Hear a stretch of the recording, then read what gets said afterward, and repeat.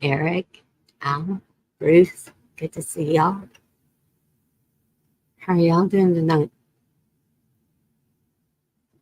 Hopefully okay.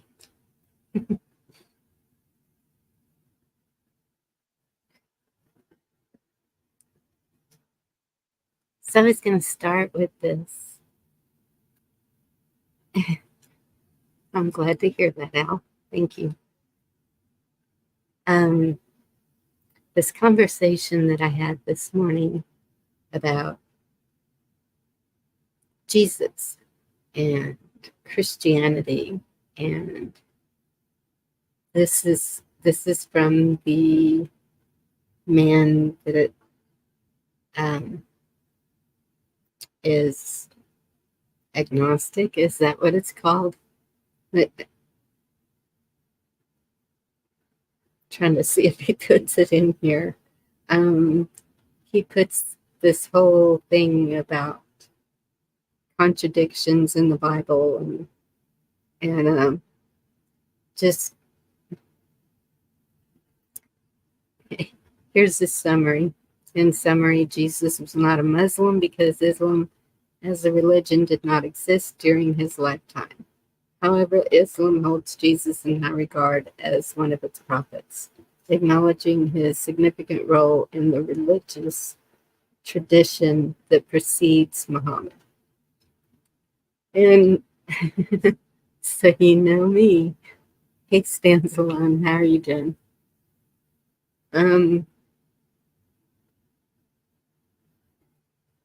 I answered and explained to him his reasoning seems to be against the organized religion.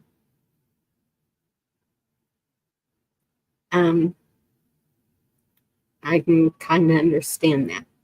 So I was explaining to him how for me it's more spiritual. And also, if I'm understanding right, the teachings that Jesus did were to all, not just to the Jews. And he did it out in the open. He was, this gentleman was talking about him going into the tabernacles and teaching. And I said, I kind of think he was going into the tabernacles to correct the way they were teaching. And most of his teachings were out in the open for all. And so, anyway, that was that conversation. Hilarious, too. It's good to see you.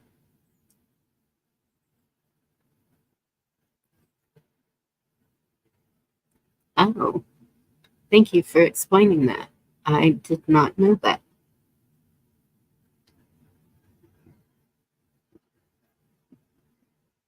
Agnostic is no belief in God. Atheism is a belief in God, but not in Christ. Huh. And I thought I thought it was the other way around. Anyway, I'm not real good, as you can see right there, at explaining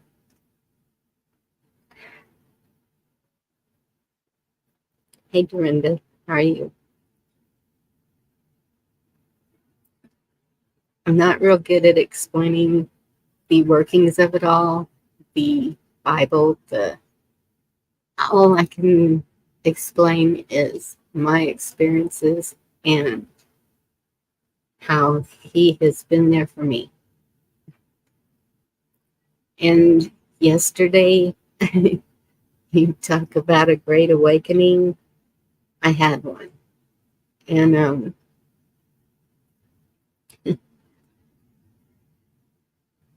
if y'all have listened for the past 4 years, whatever it is, um,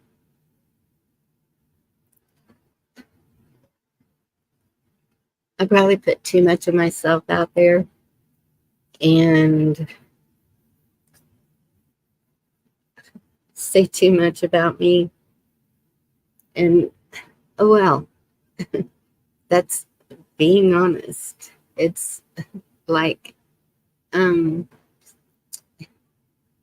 throughout this 5 years in YouTube, we have found a lot of liars. We have found a lot of people with ill intentions. We have found a lot of people that we would not even think about associating with. At the same time, I feel that I have found a group of pretty amazing people, but all of you know it's not easy to know if a person is truly good in here, no matter who it is. Me, whoever. And possibly through a lot of backstage conversations, personal conversations, you can probably get to know a person more deeply. But even then, I think you can be deceived. I feel that I have been deceived. So it can happen. Well, I don't feel I've been deceived. I know I've been deceived by several.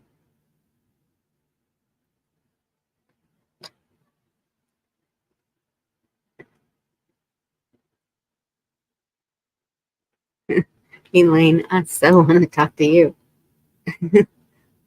Following Kabbalah, religion of Satan. Truth is about to slam all the karma and created, and ones in control are going to hold all the evil infiltration. Justice is about to surface. I kind of feel that that's coming.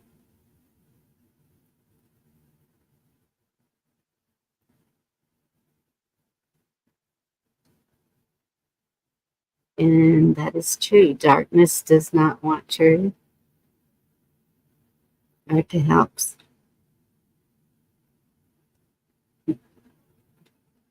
Dorinda, did you just do something to Elaine? Oh, no, you didn't. Okay. Hello, John Dunning. How are you? Thank you for being here. And Elaine, it's good to see you.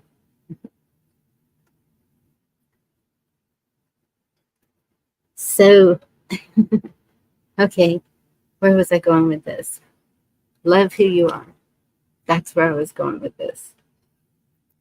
I'm pretty good at self-degradation and sabotaging relationships. There, I said it.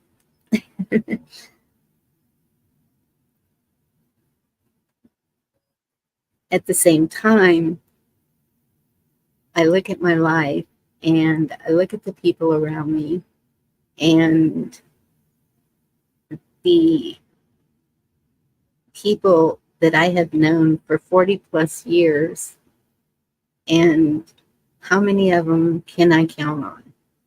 And the number's not low. And so to build a relationship like that, what does it take? It takes understanding each other's differences. It takes being there for each other. We support each other.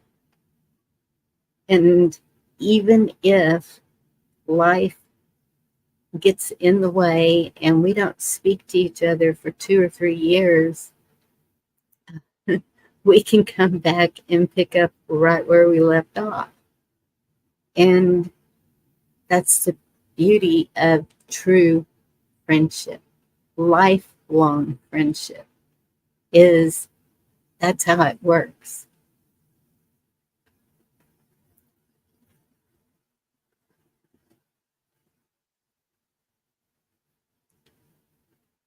Elaine, you're probably right. Thank you. So,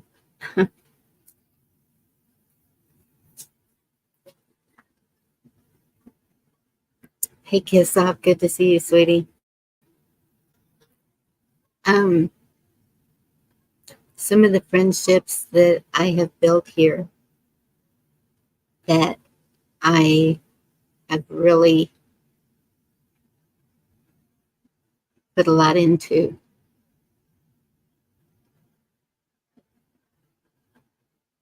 There's a word that someone always uses, reciprocal. I'm not sure if it was that, if it was reciprocated. Would that be the other word to use with that? I don't know.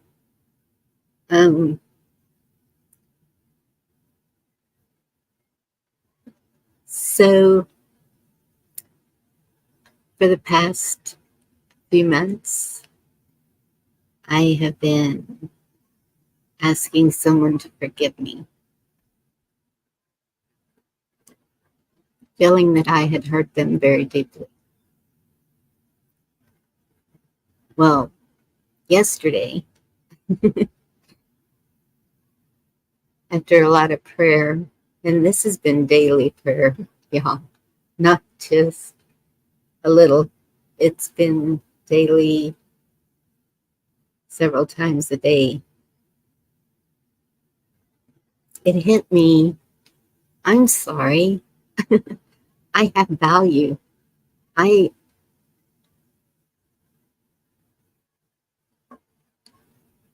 don't believe that I am a bad person. I do not set out to hurt people. I do not grill people to try and get information from them for whatever reason. I do not deceive people and pretend to be their friend to stab them in the back. Excuse me. That's not me. And so when I realized that, and when I realized I don't need anything, I have everything I need right here where I'm at. And y'all, that's the true freedom right there, is when you do not have to depend on anyone else but yourself. When you realize how much you are worth and how much you have to contribute in your home, in your community, wherever, that's you as a person, each individual. That is your purpose. Hey, Indy, Daniel, good to see y'all.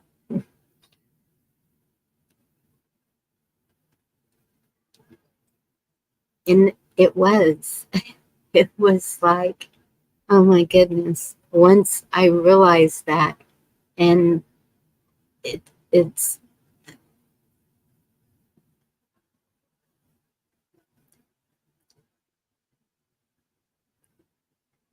forgiving myself and knowing that I have been forgiven by the one that matters the most, not by man. That's where the freedom came from. That is true freedom.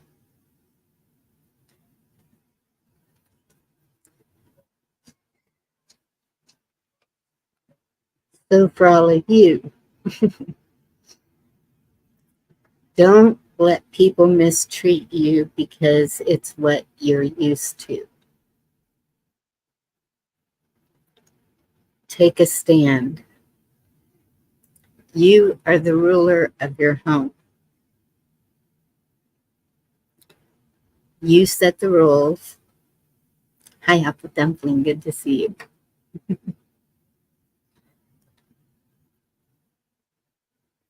You are the one in charge of what comes into your home. And it's the same on YouTube. We've said it's like inviting you into our home. And in doing that, we expect the respect. We expect, I have a 5-year-old running around my house. So, but even without her here, I don't cuss a lot, and I don't expect a lot of that being done for her to hear. And so I try to stay away from that. Most everyone that comes up on panels understands that, and we haven't had any problems there. Okay. Nurture the ones that mean the most to you. But don't leave anyone out that does not mean you harm.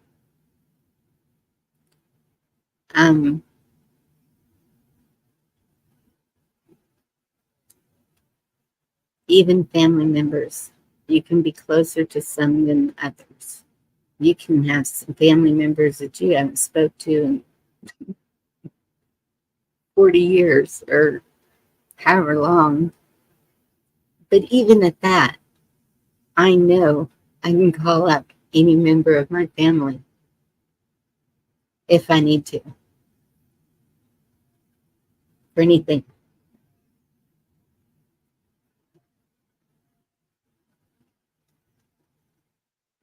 Now I know that. Now I can do that because I've built those relationships up of the ones that I do trust. Have the discussions. You can't get to know somebody. You can't build those relationships without having the discussions. You can't solve any problem without discussing it. That there's a solution to everything, and it's finding those solutions that all can agree on. That's what community is. That's what tribes are. Hey, Garrett, good to see you.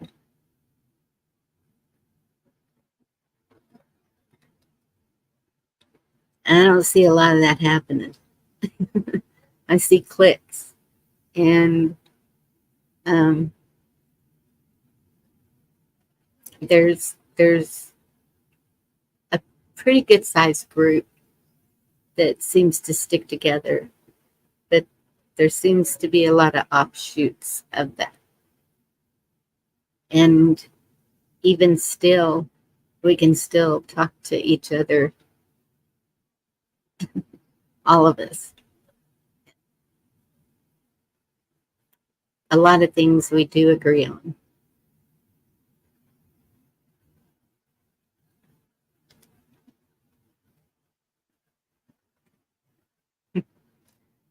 Okay, what else?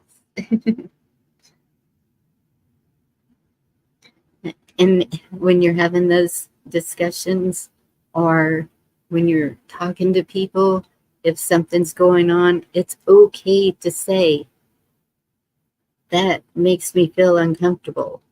That is not something that I think I would like. That is not, sorry, that's not me. It's okay to say those things. Hey, Jim, good to see you. And it's okay to ask. Is that a deal breaker? You know? Okay, we're friends. Elaine, I'll use you for an example. Love you to death. I don't I don't understand a lot of the things where you're coming from, and I haven't been watching your comments. So I'm sorry if I missed anything, but even still, I feel like Elaine and I could sit down and talk, and I feel like I'm going to listen to her and see what her explanations of all these things are, and I'm going to mull it over. It's not it's not a given.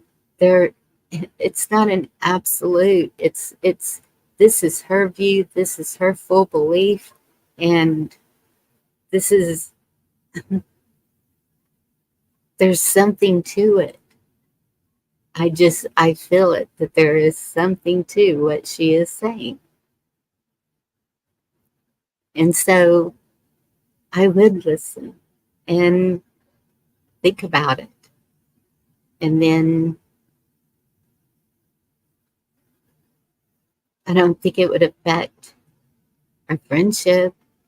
I mean, I've seen her get pretty mad at me, and here she is. So, yes, some people never left high school. Amen. That is absolutely the truth, Al.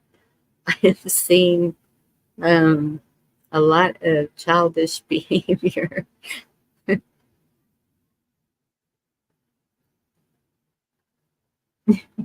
That's good, Jim.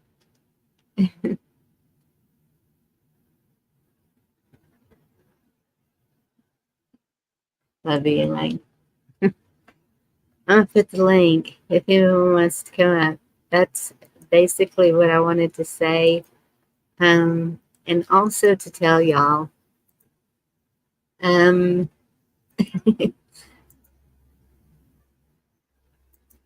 I have really thought a lot about this. I mean, really, really thought a lot about this. And y'all have seen it. The lives are getting fewer and far between. And that's the way it's going to be. Um, Helping my mother, taking care of my granddaughter, uh, talking to contractors and mechanics and all of that. This is, I'm busy. And I also like to have fun. And Friday nights is the softball games. And I'm going to go. And there's things going on all the time here. We have a tractor pull coming up, and I'm going to go. And I go in the evenings because it's 100 plus here already. And that's once the sun is gone, makes it a tiny bit more bearable to be outside for that length of time. And so I am backing off and taking a break. Just think I need it. It's a quiet time, kind of, sort of. Um, I see good things happening that are taking care of some of the bad things. And so, as long as that's happening and as long as it's safe to do so, I'm going to be doing the things that I enjoy with family and friends.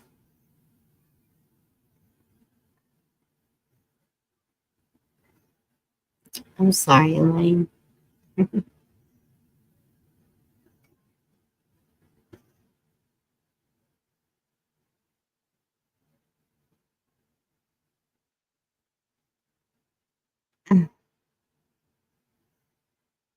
Well, I'm glad you found it, Elaine. Some of y'all, I feel like, I'm like, and you never know though. If if I have a free night and I'm sitting here kind of bored, and I may just pop on, just, and that's probably what they'll be, just pop ups whenever. Um, I can't set a schedule. I can't commit to that right now. Um,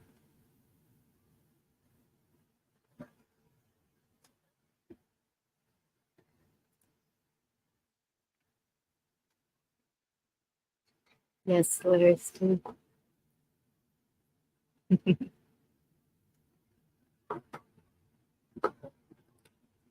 Well, evil can go suck a nut. Oops, did I say that? Um,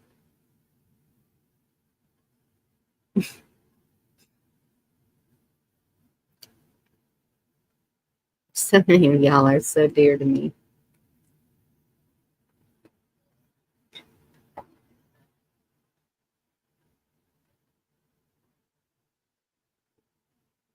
It's too bad some others don't appreciate it. Oh well, do what you can. Moving on.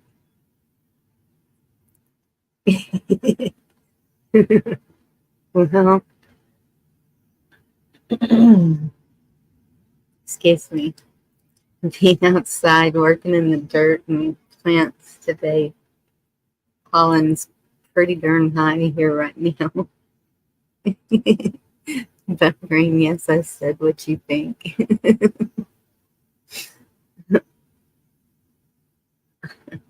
I think we can say anything we want to say about evil, darn it.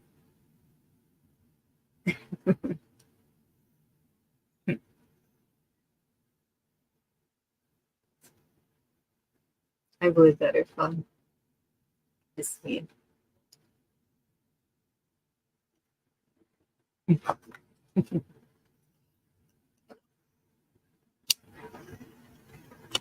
Yes, y'all heard it. It's time. I need one.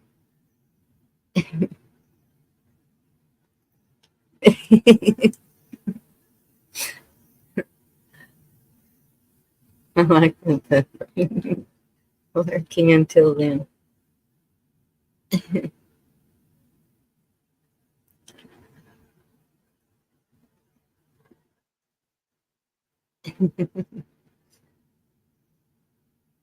Um, well, I'm going to drop the link one more time and I'll play the song that's for the. Thank you, Hal.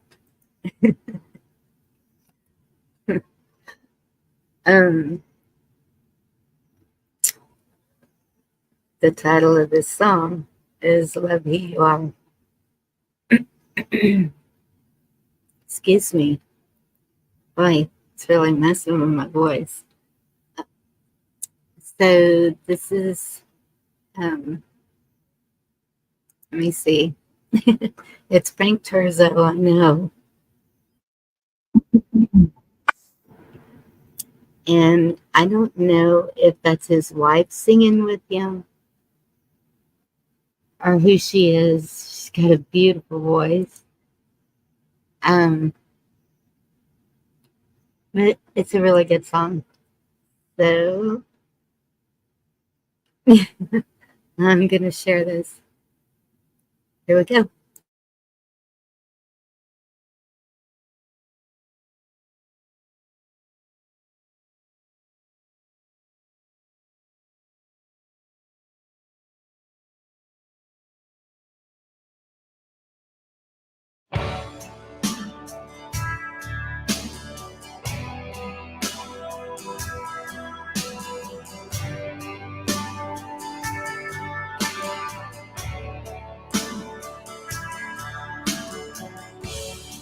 didn't cry is what I see.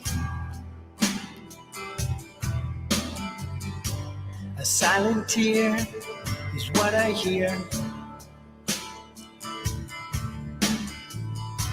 The birds who stayed know who they are. The ones who've flown won't get far. Who are we to make mistakes? Who are we to ask for breaks? It's still a lifetime for a taste. And when it comes, we walk away.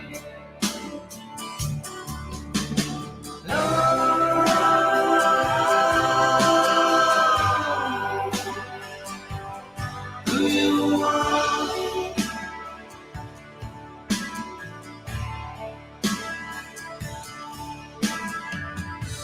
Your eyes are smile behind the mask. Your soul that shines as bright as lights. Don't live your life for someone else. Don't sacrifice who you are. Who are we to chase a dream? Who are we to laugh and scream? The answers come from deep within. Trust yourself in who you are.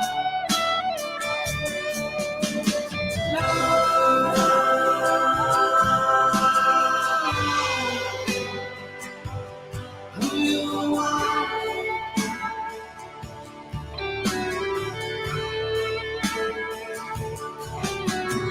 No.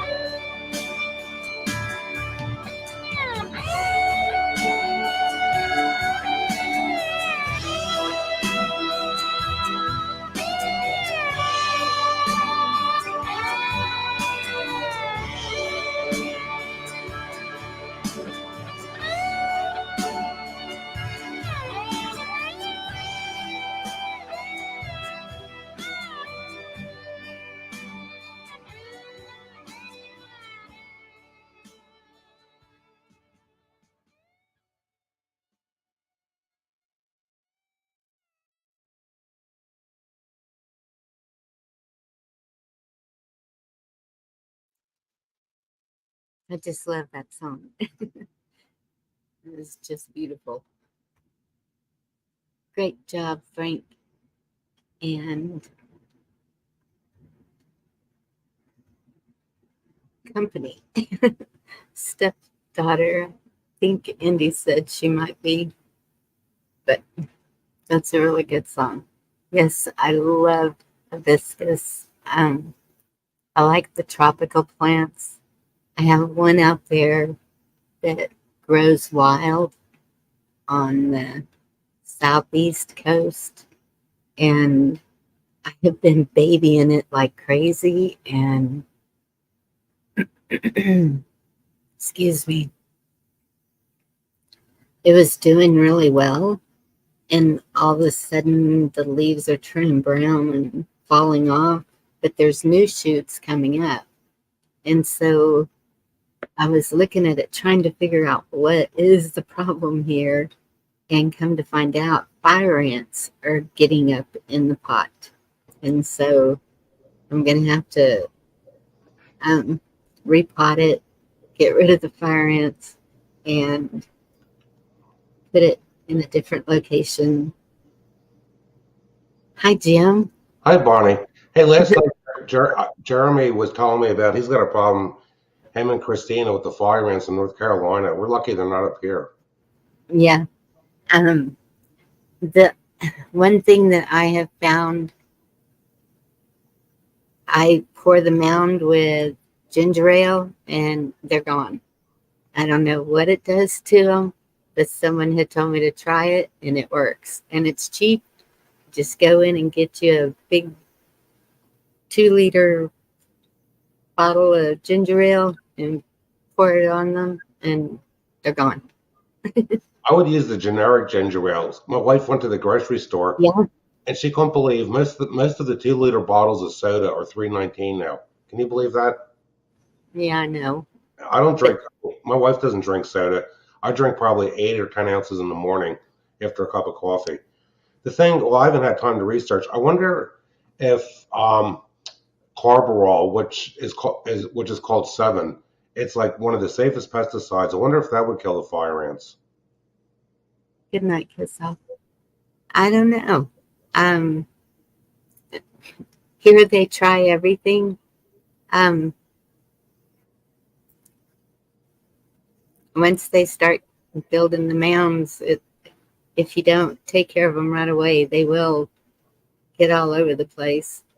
And I'm highly allergic to them, so I really have to make sure that they don't come back. I could see like a person just using a walk-behind self-propelled mower in their yard. If they had a mound of those things, they're going to get bit by those ants. Yes. Yeah. Cause, because I know some people will probably, do they sting or just bite? They sting. They sting the crud out of you. That's what I thought. It's probably And the type of venom that's in a wasp or a hornet or a yellow jacket. yes, that's it. With me. It'll swell up, and like when it first happens, the first day, Mm-hmm. it's just like a sting, but then it keeps growing and getting more painful. Not sting, not itching, but it's pain, especially if you get them on your fingers. And that's I always hung my clothes on a clothesline to dry because I love that. And that's when I found out, when I kind of stepped in a bed. And so now, if one gets me, I'm okay. 2, I better have the Benadryl. If it's more than that, it's the EpiPen. Are you allergic to them? Excuse me. To take Yes. okay, I have a brother-in-law who's allergic. He could get stung by a yellow jacket or a hornet, no problem. If he gets stung by a bee, he goes into anaphylactic shock. And the thing, like around here, if you get stung by a yellow jacket, the big problem around here is these yellow jackets are underground. Sometimes they're in trees, but it's these white-faced hornets. if you get stung by one of those things, it hurts for hours, like you were just stung. I didn't realize fire ants, the pain gets worse as time goes by. Yep. But you figure that, I don't know, like hornets and yellow jackets, they've put a hit on the lanternfly problem Pennsylvania's had. You figure that these insects do good, some good, even though does the good outweigh the pain? And I can't figure out what good they are. I haven't figured that out yet. Well, the thing is, with the fire ants, like I said, we've never had them up here, thank gosh. But the big problem around here are these ticks. There's days, I'm not kidding, where I've had like 10 or 12 ticks on me. Yeah. And yellow jackets are really bad here, and the red boss. Red boss will usually leave you alone unless you get too close to their nest. Yellow jackets are aggressive. I know. If they get in a little hole to live or whatever they do, if you get anywhere near it, even my plants, they love sage, and so working around my plants, they'll just zap you. They don't care. I have yellow jacket stories. Once, this is like 30 years ago, I was rototilling ground where little trees were, and I hit a yellow jacket nest, and boy, they sure got me. Mm-hmm. And the thing I've seen is, you can look it up on the internet. There's some of these yellow jacket nests could have 10,000. You could have a yellow jacket nest with more than one hole to get to the opening. The thing I've done is mix up a pesticide, pour it in a 5-gallon bucket like Carbaryl 7, just pour it in the hole, then run for your dear life. Wow. Because you figure it's a job hazard being a farmer. Yes. So, do you remember when they had well, I don't know if it was everywhere, but around here, when you would run your lawnmower or whatever, there was this swarm of bees that would come and attack the people. And some of them died, but a lot of them ended up in the hospital because they would just swarm all over them. And it seems like they were calling them killer bees or something, but I don't hear those stories anymore. And I wonder, well, okay, what happened? I don't know if the cold, actually, a few years ago, I had the nursery inspector out to give me some advice. And all this talk of these Asian hornets, there are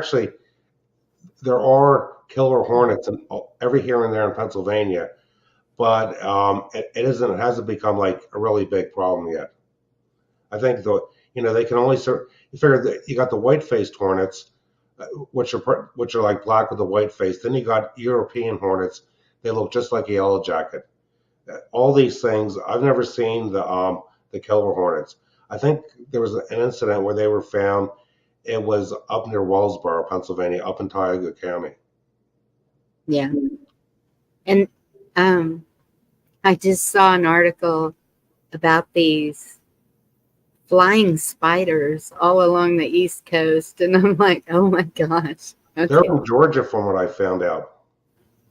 Really? Well, Yeah. I don't know, but flying spiders do not sound, that's just, nope.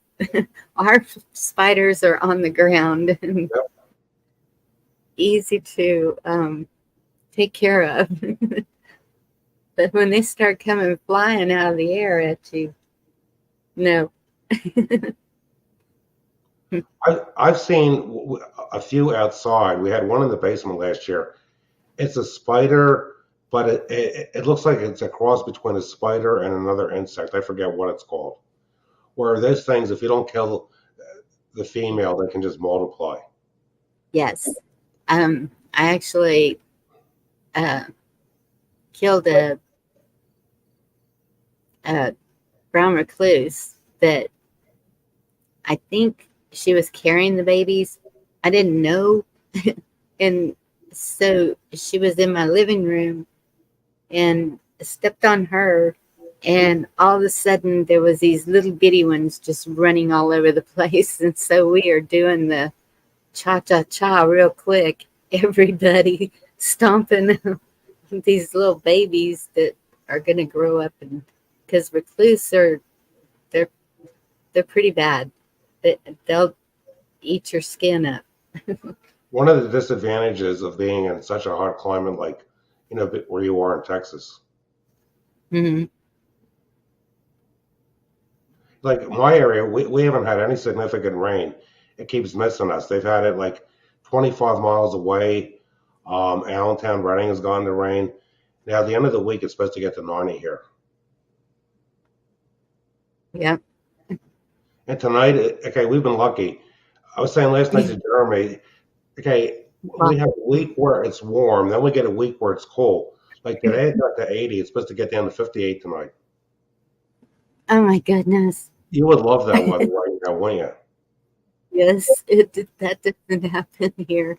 Our low, um, I think it was last night when I looked, it was 84 when I went to bed. Now, So yeah, how hot has it been getting? Like well over 100, you said? 100 plus. Yeah. It'll, like today, I think it said the high was 97. I don't believe that. I'm pretty sure it was hotter than that. Is it pretty cold? No, I know that it feels like it is hotter, of course, but hey, Rabbit, good to see you. Do you get the humidity where you're at? Sometimes. Yesterday it was like 32%. And Okay. to me, that's not high. I personally like humidity, because it's cooling for me, but I know a lot of people don't like it. It does make it harder to breathe. I don't know, but I carry around a spray bottle of water all the time, and it just every so often have to spray down with a spray bottle just to stay cool. Because the dew points, like the past few days, I think the dew point is like maybe 53 degrees. The end of the week, it's going to be like dew points of like maybe 60 to 65, which is more tropical air weather, which I hate the humidity. Because if you're working outdoors and the dew point's low, and when you perspire, it dries quickly. When the dew point gets high and you perspire, your clothing gets soaked. And that's why I like wearing light colored shirts like this. Right. But when your clothing gets soaked, that's what cools you down, Yeah, but right? well, no, well, the thing is, it's uncomfortable when when the moisture on your skin dries, you stay cooler. When it stays wet, your body temperature, I think, heats up.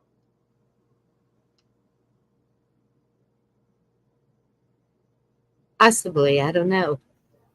Um, I don't sweat, so that's why I have to keep spraying water on me. When I took that trip a couple of weeks ago, it and the air conditioner wasn't working, and I had a wet towel just laid out on me, trying to stay cool. Oh, I hated when I was a kid before my parents had air conditioning in the house. You figure my dad had an attic fan, and even with the attic fan, you know, because we're in a humid continental climate, being in southeastern Pennsylvania, even with an attic fan, the most you could do was to get it the same temperature as outdoors. I don't know how Yeah, people survive without air conditioning. yeah. Um, well, I have. It's just do it. And wet towels.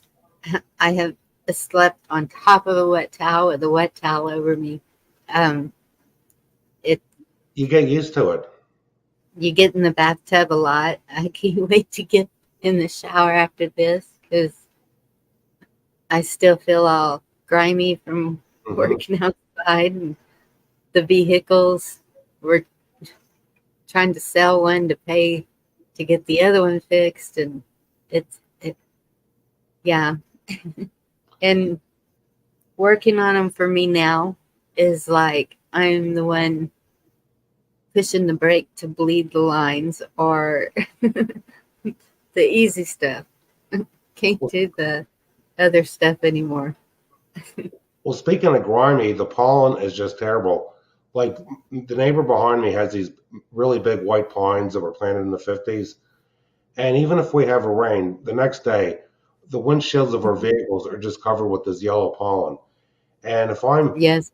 if I'm mowing, well, I haven't been going out after dinner. I've been coming in like for dinner, like 5:30, 6 o'clock, some nights. If I was mowing and it's like around sunset, my wife says you could see a cloud of pollen from the mower just hitting the vegetation, Yes. and then that gets to your respiratory system after a while. Yep. And the ground's been too. We had half-inch of rain last week. I got a little rototilling done, but it is just too dry. When the soils around here get really dry, it takes about 3 inches of water to get down to the subsoil. Yeah. We don't get enough rain here to worry about runoff or flooding or anything like that. Well, the way the weather's been, we've been having dry years. Then we'll get remnants of a hurricane and get maybe like 6 to 8 inches in one lump, like in 24 hours, which isn't good. Hey, Sharon Mercer. Yeah, and I have seen where they're predicting about, I think that it said 7 hurricanes to hit Texas this year, and then the rest everywhere else they usually go, I guess. Well, the thing is, anyone that you figure, just like where Craig is in Louisiana, anyone that is close to the coast, you really gotta be careful. We've had last year it wasn't too bad, but like several years in a row, we came close to setting records for one day rainfall. Where I'm not kidding you, where we had like 8 inches of rain in 24 hours. But around here, the ground is so hilly, most of it runs off. And what I've been doing, because I don't want erosion, is I'll till soil one direction and I'll leave a strip of weeds the other direction and just mow over it so I don't get soil erosion where I'm tilling. Yeah. Oh, yeah, everybody's at that meetup. Y'all have fun, Rabbit. Okay, what you said earlier, that was really a nice opening you gave. I got to hand it to you. What's been going on YouTube, because my wife's overheard some of the stuff that's been going on and watched a little. She says that people are acting like they are in high school. It's ridiculous. We're all adults. Yes. And the thing is, everybody ought to be on the same side. But it's like, I started watching live streams. I started with Prepping 101, let's say for 3 years now. I don't know why there's people out there just to feel the need to impress other people. Who cares? All of us have different backgrounds, come from different parts of the country. Everybody just, it's like the mean girls in high school in some ways. Just be yourself. I'm to the point, if somebody likes me, they like me. If they don't like me, I don't really care. Yeah, and that's where we got to get.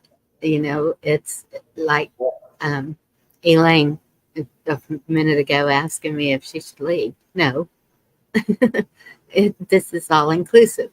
And I've had some shady people.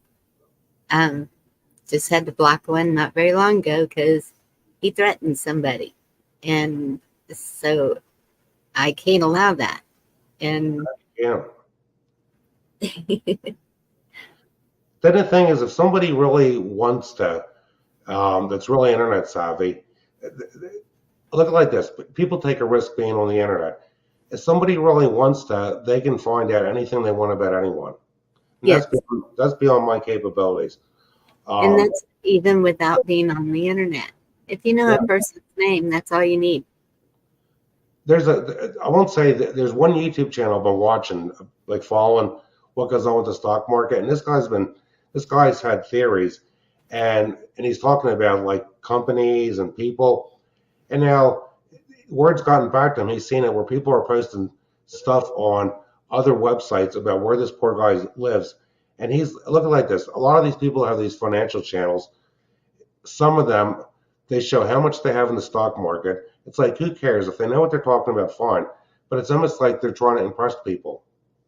And the only ones that, I've said this before, if somebody goes out and buys an expensive sports car, a Maserati, a Porsche. Hey, Caroline. Well, the thing is, they're doing that to impress people. And you know what? Nobody cares. I'm more concerned about what kind of, where a person's heart is, what type of person they are, not what kind of car they have or how big their house is. Yes. It doesn't matter. Is Dorinda? I thought Dorinda would be coming up. I don't know if she left. I haven't seen her comment in a little bit. Yeah, Blue Butterfly. I know. Yeah, because that's why I like floating around on different people's channels just to see what goes on. Yeah. Blair's too had her name stolen, and he is in prison for identity theft. Thank goodness. Sometimes the law does work. I think it's rare. I'm hoping they declare a mistrial with what happened out, in New York City with Trump. Yeah. I don't know how that's going to go. I can see it being played out in a few different ways. Well, the thing is, if they declare a mistrial, then put him on trial again just to keep him from campaigning.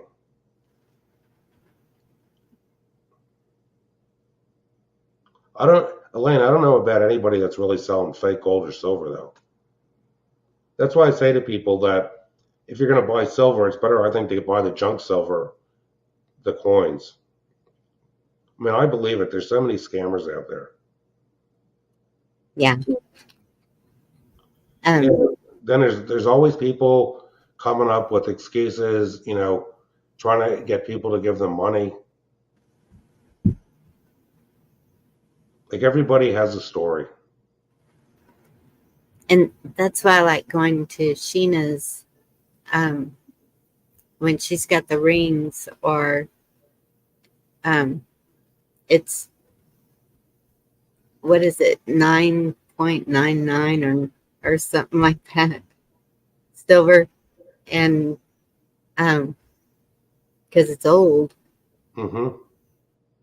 And so if you can pick one of those up for $3 or $4, there's something to barter with. We figure all the junk silver, 90% silver, any coin except for the penny that was made up till 1964. Because then when you get into some of those Kennedy half dollars that were made in 74 have just as much silver, except for the wear, as the Morgan silver dollars. But those Kennedy half dollars made after 64, they're only 40% silver. Yep.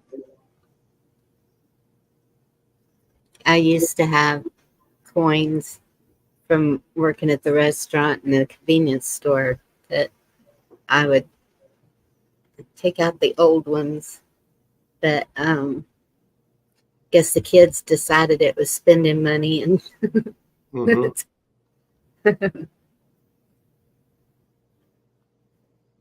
Then you figure if somebody would like cash in their retirement and get that all in silver, look how many pounds of silver that would be.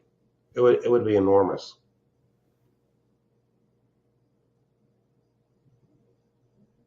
But at least it's easier. It would be easier to barter with silver coins than gold coins, because you look at the value of a gold coin.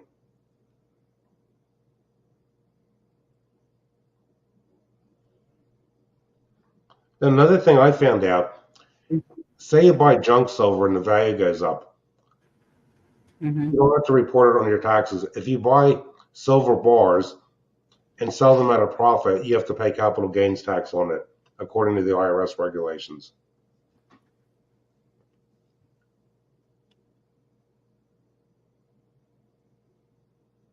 Yeah, but we've seen them go after that before.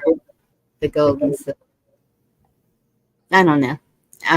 I'm gonna stick with Elaine tonight. We got this. Well, I look at it like this: whatever happens, happens. None of us have any control over anything that's going on. All we can do is pray and vote. That's about it. And just try to be prepared for the worst case scenario. I don't know about the voting either. I mean, I know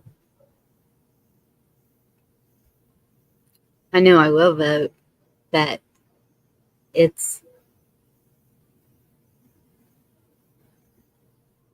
don't believe in the system. I don't believe that it doesn't matter who we put in there. They're not representing the people. They're representing themselves. Yep. And unfortunately, I live in a blue state. I hope it changes, though. Yeah.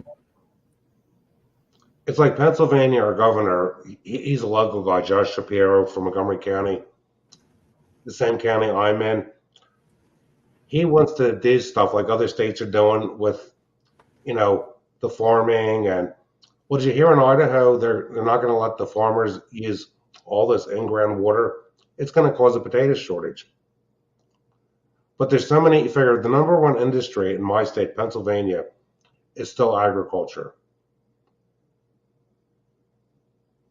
Yeah. And I understand now. Yeah. You figure this, besides the Amish and Lancaster County and other areas of Pennsylvania, like this whole area I live in was settled by Pennsylvania Dutch. Yep. And you're in Pennsylvania, so. Yep, 25 miles from Philadelphia, 35 from Allentown.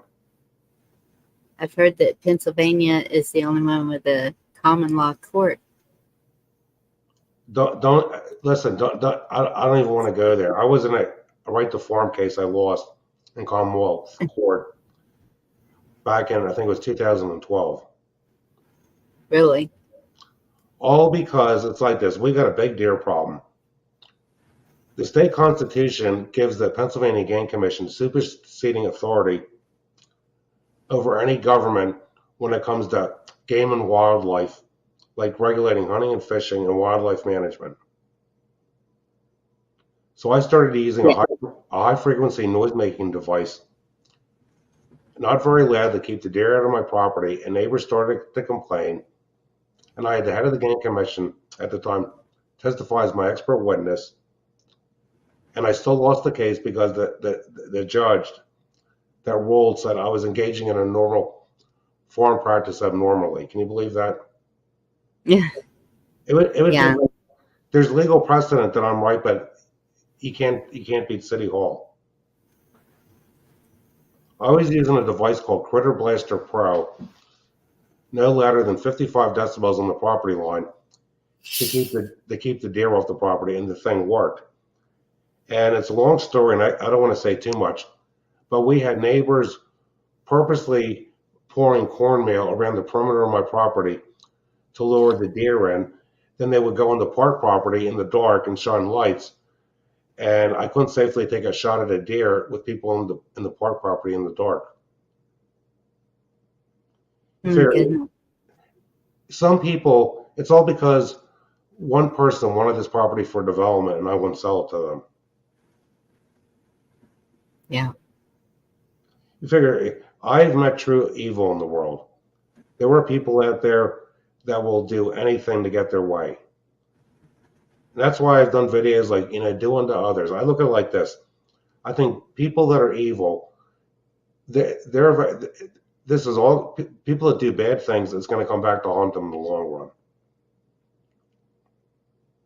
Absolutely. Well, I'll give you an example. You want to hear a story? I couldn't even make this stuff up. I had to go to the dentist because I had a pain in the tooth, and I used my credit card to pay, the fee of seeing my dentist.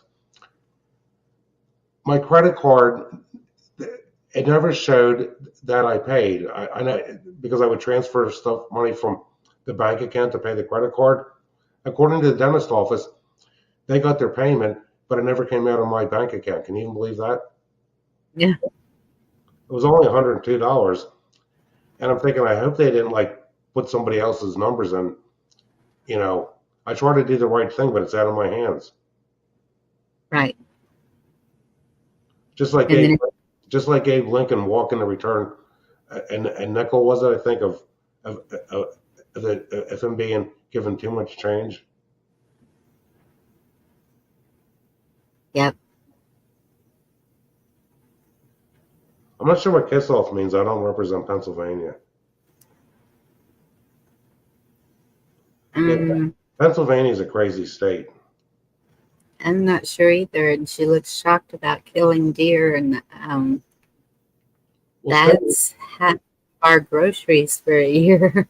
Well, I mean, well, the game commission knows about it. You won't even believe how many deer I've killed in 20 years. Actually, some of the game wardens come hunting out there. If I can prove I have any deer damage on my property that occurred within 14 days, I can kill as many deer as I want under the Pennsylvania Title 34 laws. yeah. Well, and also, they multiply so fast that even the government will come in and thin out herds. That's only if okay, it's like this. I have friends, Harris Class is the head of USDA Wildlife Services in Harrisburg. It's called APHIS. Mm-hmm. If you pay APHIS in Pennsylvania, they will get deer deprivation permits from the Pennsylvania Game Commission, and they will come out and kill the deer. And the thing is, I know some of these guys, and they know what goes on out here, and it won't even be worth it for them to pay me because I get so many of them in a year.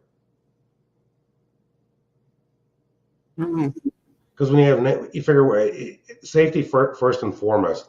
A lot of the time, the deer come into property, and on one side of the property, they're towards the neighbors on, let's say, that are on the south side. There could be deer there, and I can't take a shot at them. I gotta circle around and shoot them where I can do it safely. Well, and that's even the Fish and Wildlife. I think they've gone overboard with all of that. We always went and sat traps for perch in the river whenever we were going to go to the coast fishing because that's bait. And all of a sudden, after doing this for years in the same spot, here comes game warden. Somebody called in and you're not allowed to do this anymore. And it's like, well, I understand it. Kisloff, I hate to tell you, look up at the Pennsylvania Title 34 laws. When I started shooting deer for crop damage, the neighbors called the cops up. The Game Commission came out and threatened to arrest the state troopers because this is a Game Commission matter. Kisloff, you don't know what you're talking about. I've been involved with the Game Commission since 2003. Any farmer, some of the Amish people. I don't know why Kisloff wants to argue with me.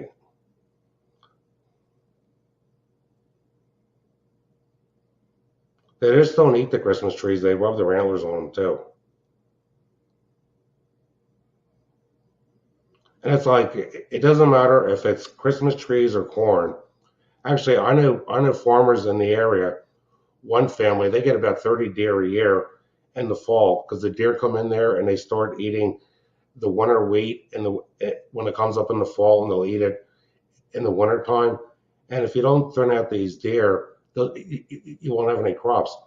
Next to me in the park property, There's 28 acres of tillable ground because this park, Evansburg State Park, is 3,500 acres. Mhm. And the last time the state used to rent ground to farmers for $35 an acre 20 years ago. The last guy that planted soybeans in there, the deer ate so many soybeans, it wasn't even worth harvesting it.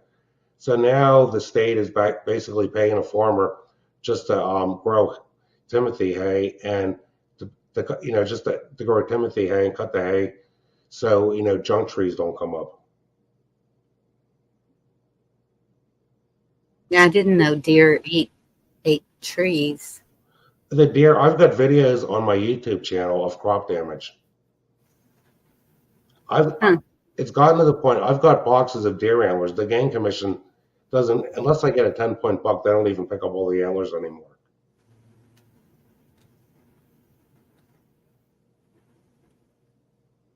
And the sad thing is, the reason why there's so many deer in Pennsylvania is there's not enough hunters.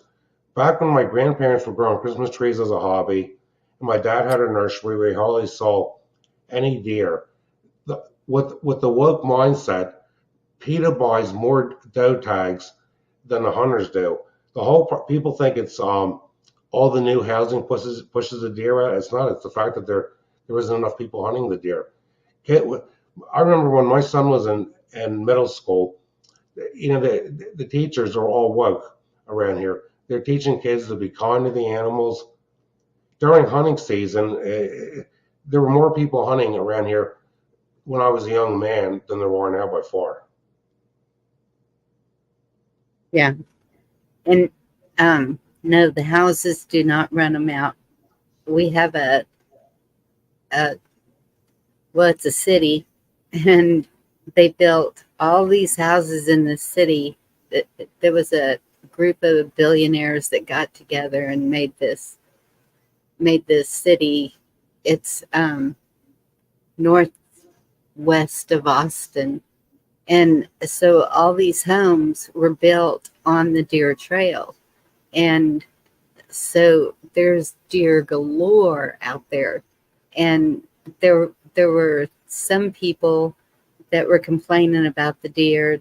They didn't want the deer. And well, too bad. When you build on their habitat, that's what you're going to have, deer. Mm-hmm.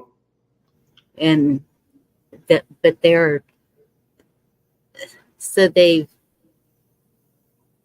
existed together for so long now, for so many years, that the deer will come right up into the people's yards, and they'll feed them. And it's the same close to me. It's nothing to see deer running through the town that's close to me, and wild hogs running by the courthouse. And we have a lot of wild game here. I've even heard. Do what? I wanted to tell Elaine, the Game Commission, okay, they've authorized me to give deer to people. My game warden will call up the person that takes the deer and issue them a permit number over the phone. But the past 2 years, the Game Commission has been trying to pick up every deer they can, because with the economy being the way it is, okay, more people are asking for free meat. What the game wardens would do, actually, Ray Madden was my game warden, and he finally got his transfer, and I have a new game warden around here. Actually, two of them. Jerry Check is the one that does Philadelphia County and Southern Montgomery County, and Kyle Lubeck, he's on the internet. He does Northern Montgomery County, where I'm at. Well, what they've been doing now is, instead of giving a whole deer carcass to someone, they're taking the deer to a butcher, and they're getting all the meat processed, and they're going around the households, and they're giving some families, food bags of meat, depending on the size of the family. It's like the Game Commission has changed the way they're doing things, because all these people want deer meat now. Yeah. Well, anybody can look up the Title 34 laws, Kissoff. I think it's Section 21. I showed it to her last year, and she still doesn't believe it. Read the law. And actually, you can find stuff on the internet about me and the deer. Well, and that's that city that I was talking about where the deer they built on their trail. Yeah. And so they do get so thick that, or whatever happens, I don't know. But I know that they used to bring them to the processing plant that was in the town. And then the processing plant, it would go to the food banks. And so when you go to the food banks, then they give out chicken and venison and pork because we have a lot of wild hogs here. And that's whenever they start talking about these diseased animals, I'm just, I don't know. I know from contacting politicians around here 20 years ago.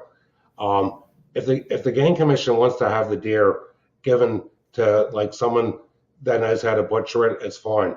But they have to have the seal of a licensed butcher on that it was processed to give it to the food banks, because the food banks have to follow all kinds of state laws with Yes. the County Board of Health with meat. Yeah. And most of it comes from HEB. HEB is a huge grocery store chain here, and I love HEB. They're family oriented. They're employees. If you want a job, that is like the best place to work. And when there is a disaster of any kind, their trucks are the first ones rolling, full of food and water for the people in need. And they make sure that it gets to the people, not held back from the people. Well, I know, Elaine, that you're just curious. I mean, some people don't believe it. If you look at one of my videos, like I said, I got boxes of deer antlers. Actually, the big problem is these deer around here start rubbing their antlers on the trees like about the 17th of August. And the problem is finding a game warden or a deputy that can pick one of these things up when it's like, hot in the evening. So a lot of years I hold off till after Labor Day to start shooting. Then, like, the longer the season goes on, by December, if I would open my deck door to go out here on the deck and shoot one behind the house, as soon as they hear the door open, they just take off. But any deer that I shoot that I'm able to recover, none of the meat goes to waste. And the big problem trying to butcher one of these deer is you got to have something to hang it on. I've butchered some of them off, some of the deer, but the thing is, all the meat is in the back legs. It's like my experience with the deer is the best thing to do with it is to put it in a crock pot and cook it like any kind of roast, a chuck roast, rump roast. You put it in a crock pot with a lot of garlic and onions and carrots. It takes away the gamey flavor, and the meat isn't very tough then. I didn't mean to interrupt you, Bonnie, but That's okay. What kind of deer do y'all have there? they are white-tailed deer, and we haven't had any chronic wasting disease in this area, and we haven't had any of the midge disease, which has killed deer. It's an insect that infects the deer, and then some have died in other parts of the state. And once you get a cold and a frost, the deer does stop because the midge die because it's an insect. I agree, Ravid. You got it. These white-tailed deer, there's one mystery the Game Commission hasn't been able to figure out at all is, okay, I'm seeing fawns out here already that are like 10, 20 pounds. Every year, these doe are giving birth to twins.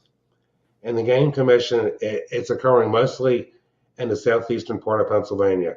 And the Game Commission cannot figure it out. Like Berks County, Lehigh County, Montgomery County, Chester County, Bucks County, they're finding all these does giving birth to twins.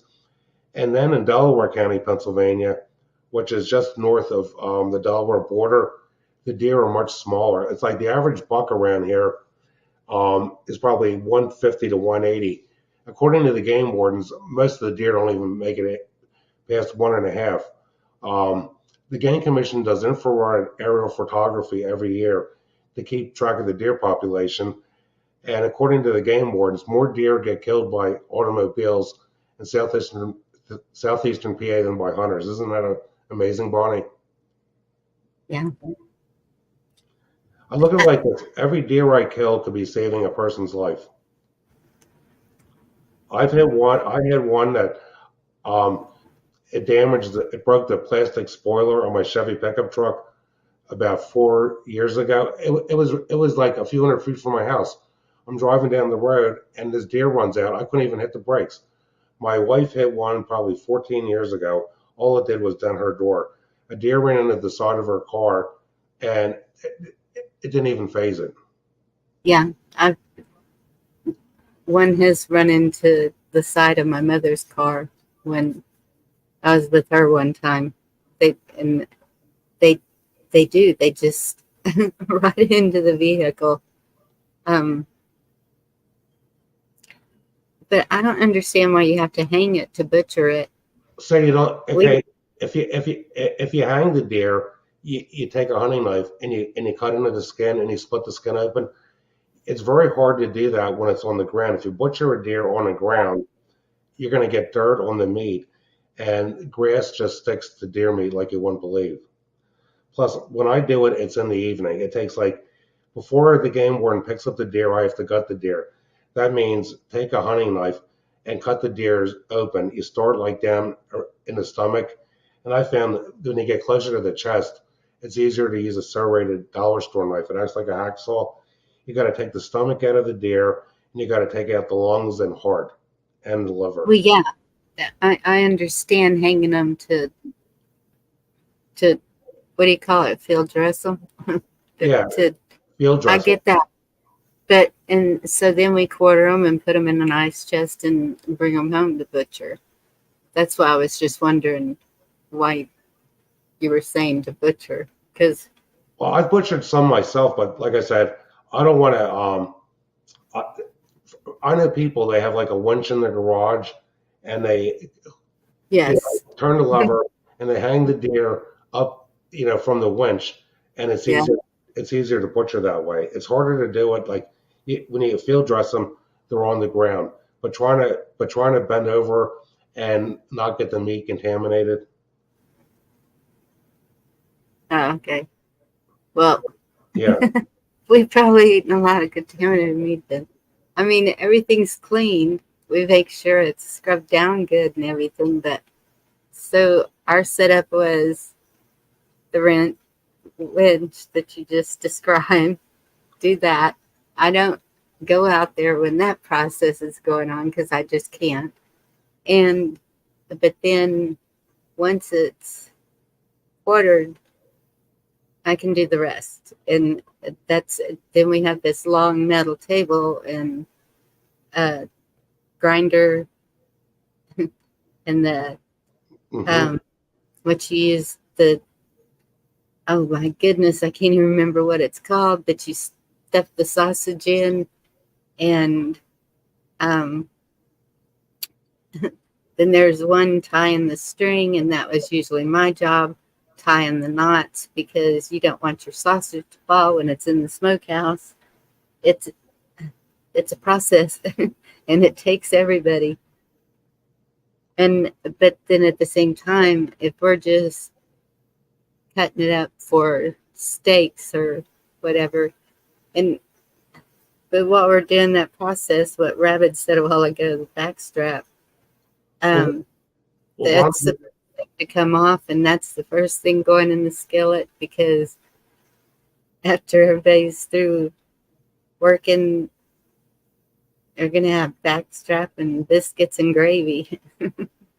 Well, the thing is, because I have to mow here, I would gut the deer right across from my garage, because I have high power LED lights attached to the house That's partly how I see the deer, even in the evenings with these LED lights that I turn on. Because of mowing, any grass clip, any organic matter touches that meat after you split the skin open, it's going to stick to it. And anytime I've cut up deer meat and put it in a Ziploc bag, a big one, and put it in the freezer, and then it defrosts, my wife always has to pick out any organic matter. It just sticks to the meat like you wouldn't believe. Yep, it's a tradition here too. And Yeah, there's the link if you want to come up. I prefer ground up or roast. The steaks dry out a lot unless you wrap them with bacon. Actually, my wife wraps bacon around. You figure the thigh is where you get the roast from. Wrap bacon around the thigh, and it prevents the meat from drying out. And it didn't dry. It didn't. Well, we chicken fry it. Yeah, chili sounds good. I like ground beef. You put some the dark red kidney beans in there, and it makes good chili. Yeah, but I like the chicken fried. Is that me making that noise? What did I do? And so, it's beyond my capabilities. One guy that I gave a deer to, he had the meat processed. It's really expensive around here. Some of these butchers are charging like $2 a pound to process venison. There's no one real close to me. You have to go like up towards Route 100 or into Bucks County. Well, a butcher that knows what they're doing can take the deer meat and turn it into sweet Lebanon bologna, and you wouldn't even know that it was deer meat with all the spices they add to it. Kiss off, I'm not baiting the deer. It's to the point I'm just going to ignore you because you don't know what you're talking about.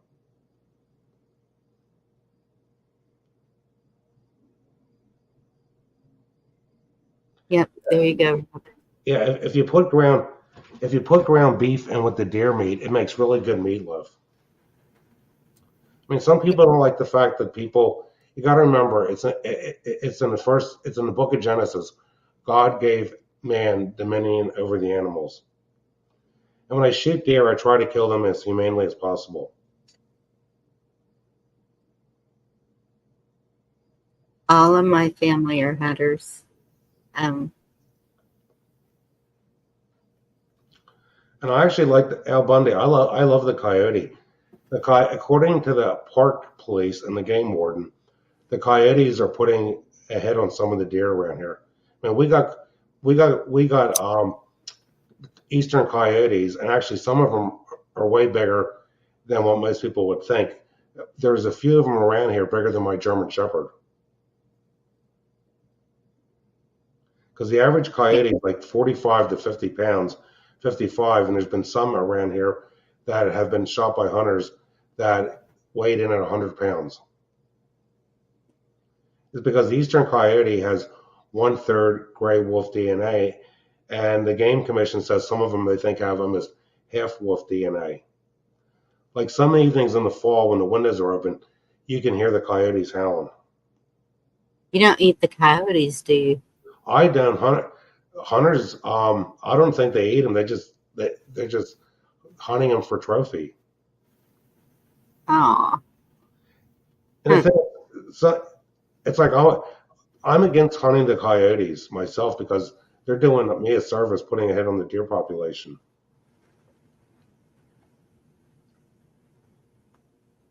Yeah, I've seen videos of wild animals attack, and I've seen where deer can protect themselves when they want to.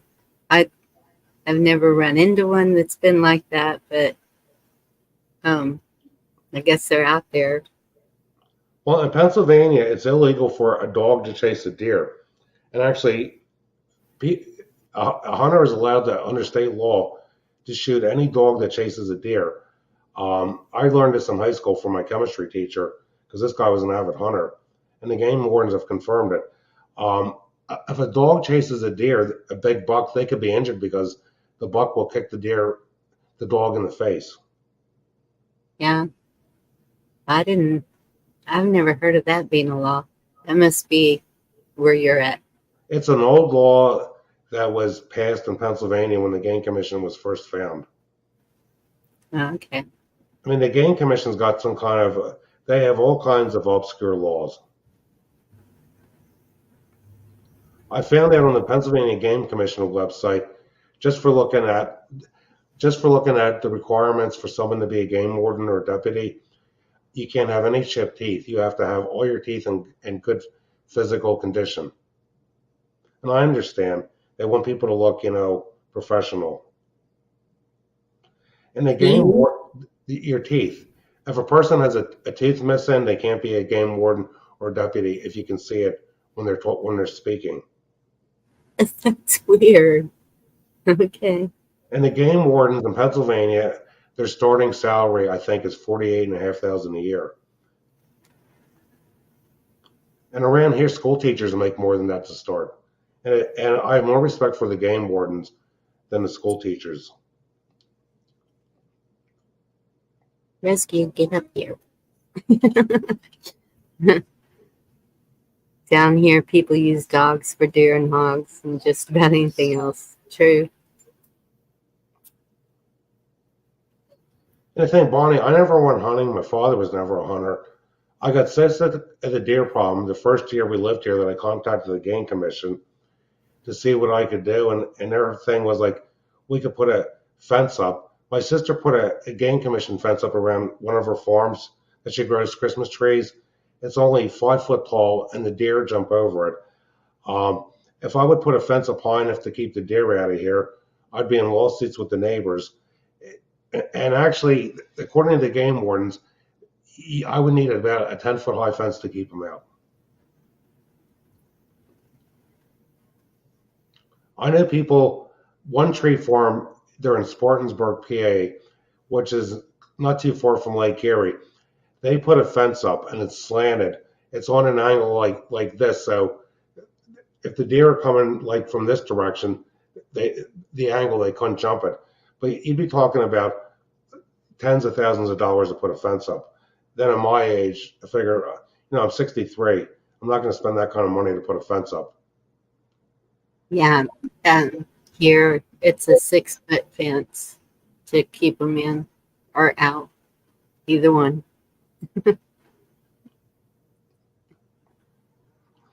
Plus, fences are a pain in the ass to maintain. Then with the road right away with the townships, you'd have to have the fence like 25 foot from the road. Then that's 25 foot less ground. Plus, a fence would be in the way to turn the tractor around.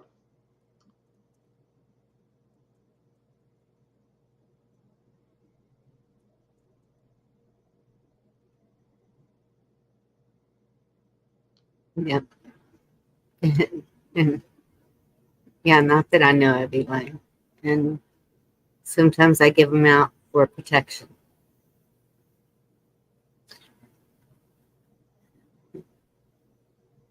Okay, around here, rabbit, coyote.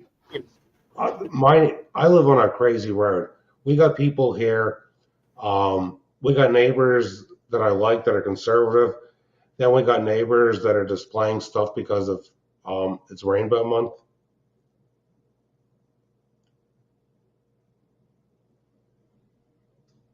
Yeah. It's like my wife and I, Bonnie, we just try to keep to ourselves. We have 2 neighbors that we get along with. We have other neighbors that ignore us, and we just ignore them.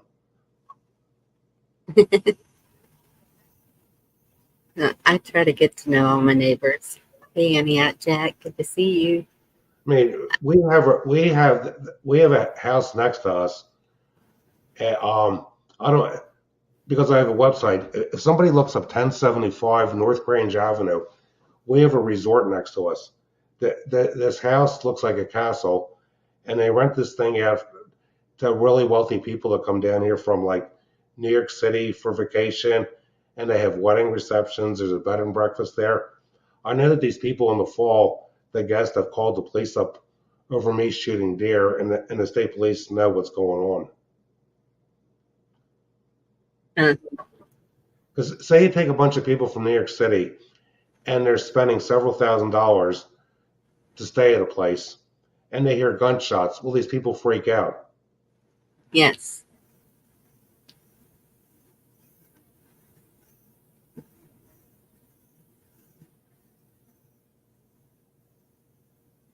Like I could see people living in the city, like it's sad what's going on. And Philadelphia, there's somebody, there's just so many kids being killed with the violence. It's pathetic. But you take these people, okay, that aren't used to living out in the country.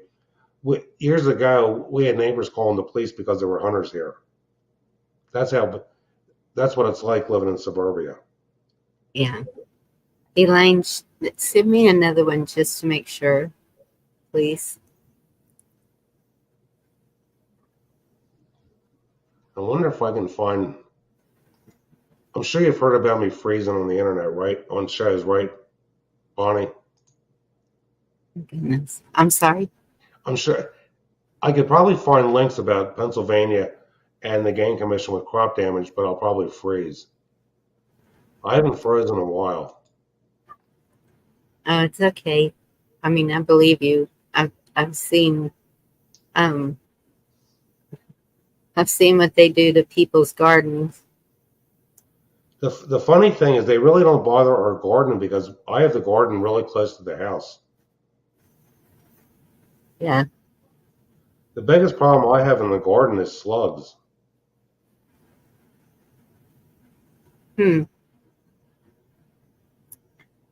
I just shared a video on Facebook. It's a mixture of water and cinnamon. You cook that on the stove, and then you steep it like you would tea, and then you add a touch of vinegar and a drop or two of Dawn dish liquid, and you can spray it on you. It smells good. You can spray it on your plants. It's supposed to keep everything, mosquitoes, you name it. I mean, it was naming a lot of pests that it keeps away.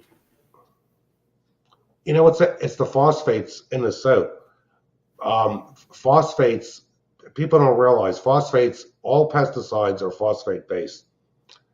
And when that comes in contact with an insect, it's like, to the insects, it's like nerve gas. We've had people call up over the years, oh, they bring a tree in the house. It's a risk because the tree lives outside and there's insects in the house. And we tell them, spray Windex or just put some weak soap on the insect and it'll kill it. Unless you want to like take the insect and put it outside. Yeah.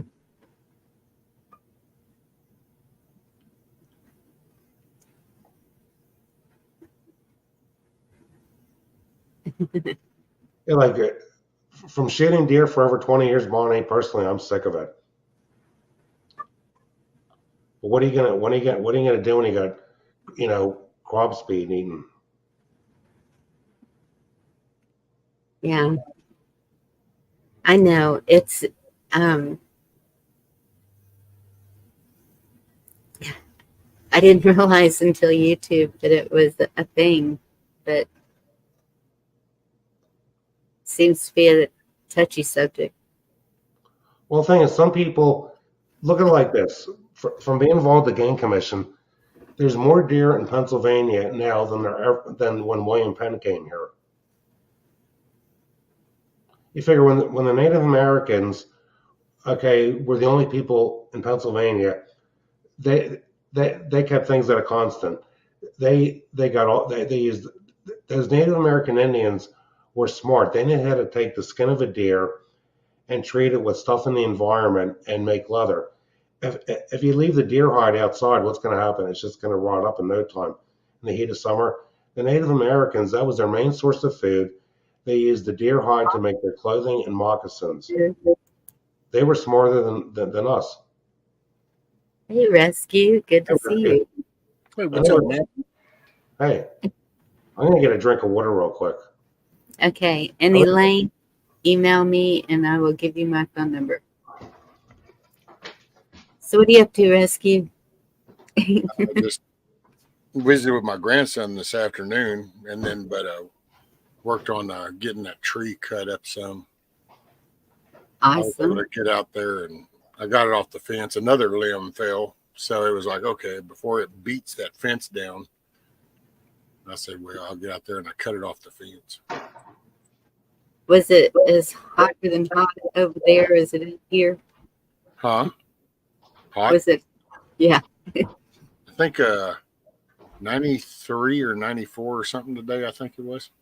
Oh, okay. It's a little warmer here, but yeah, hot. Got the shade of the pine trees. Yes. Pine trees are good for that. My grandmother was so allergic to pine trees. I don't know. I don't think I am. But around here, it's oak. Like, that's all I see around me. I've heard that there's mesquite. I wouldn't know one if I saw it. I remember Shane talking about the mesquite. You do? That's the best, man. I love. It's got a good. If you smoking, it just brings out such a good flavor. The mesquite. Yeah. I'm kind of partial to mesquite and hickory. Yeah. Just good smoke stuff. So I guess I came in at the tail end of deer hunting. Go ahead if you have a story. Oh, that's survival down here. I mean, this is East Texas. It is what it is. Yes. And There's deer leases all around, and they're either, matter of fact, there's most of the big chunks of land around here is either during the non-hunting season is timberland that they go harvest certain types out of, chippewa or whatever, or actual board lumber. And then there's the cutoff time, and then there's no more harvesting on those sections because it'll come on deer season. yeah. You cater to deer season around here. Around here, it's just, that's like there's businesses that shut down because it's opening day. It is what it is. Oh, one of my kids was induced because everybody wanted to go hunting, and so he was born on November the 11th, so that it was before hunting season. And I was like, wait a minute, don't I have a say here? And No say. he was a little too early, I think, because he had a lot of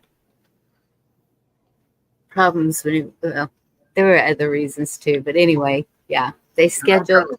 I'm on the fence of it, to be honest. You know, I get the need because I'm a realist, and I'm believing, you know, that's a provided food source. Yep. And so to be regulated, but then when you really kind of start, you got to kind of take the whole emotional, personal side out, and you look at the actual harvesting and management. And every state's different. I mean, the word game warden just gets applied across the board, but it's because they're all a little different because states are different and cultures are different. Like down here, right here in Southeast Texas, the game wardens, deer is, man, that's just considered like precious stuff. So it's managed, it's monitored. Yes. Poaching gets enforced pretty hardcore around here because it's like, no, look, it's so easy to get a license. You can go state property and hunt. It's not that you can't hunt, but because it's all the management. Because if you don't manage, man, if you look back in history, we've had moments, you know, the recession brought on a time where there's even think that there's some species that we lost because they just got cleansed out. So I believe it. Yes. And that's the one of the things that is good about it is these city people will come out here and they'll just start shooting deer off the side of the highway. They don't know if there's a house back there or whatever. And so, yes, you need that management because somebody's going to get hurt. Well, see, that's more to me, though, Bonnie. That's more on the people side. So that kind of like falls in with most of the other problems we have, society and the moral compass with society. It's just Right. People don't think of anybody else but themselves. I want to go from point A to point B, and damn, why'd you pull out in front of me? Well, actually, I had a green light and you had a red light. It's because people only see what they want. Well, you tell people going, look, man, all you got to do is get a license and you can go do that. Yeah, well, I ain't got time for that. But then you do stupid things. And that was, sorry, I wasn't there, Rabbit.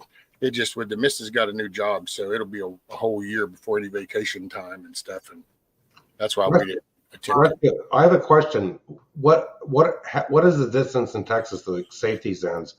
In Pennsylvania, for a firearm, it's 100 yards for hunters. For hunters on shooting? Yeah, like you have to be. I think it's 300 feet away from an occupied building, like any house, or it's 150 yards. Excuse me, 450 feet. Something says I want to say 75 yards down here. It's different. Plus, okay, do you use a rifle or a shotgun with rifled slugs? Oh, either or both. Yeah. Because Pennsylvania outlawed buckshot in almost every county because they said it wasn't humane, and I agree. For what kind of hunting? For deer hunting, because too many hunters would hit a deer with buckshot and just wound the deer, and it would run off, and the poor animal would suffer. I don't know why, but for some reason, I just want to think of retardedness when I hear that. It's like, so did people pick up the box and go, it says buckshot, I'm going to go shoot a buck with it. It's like, that's not where the name came from, man. That's birdshot. It's called birdshot for a reason. It just spits out BBs. Yeah, no, most people, you go deer hunting around here with a shotgun, it'll be a slug.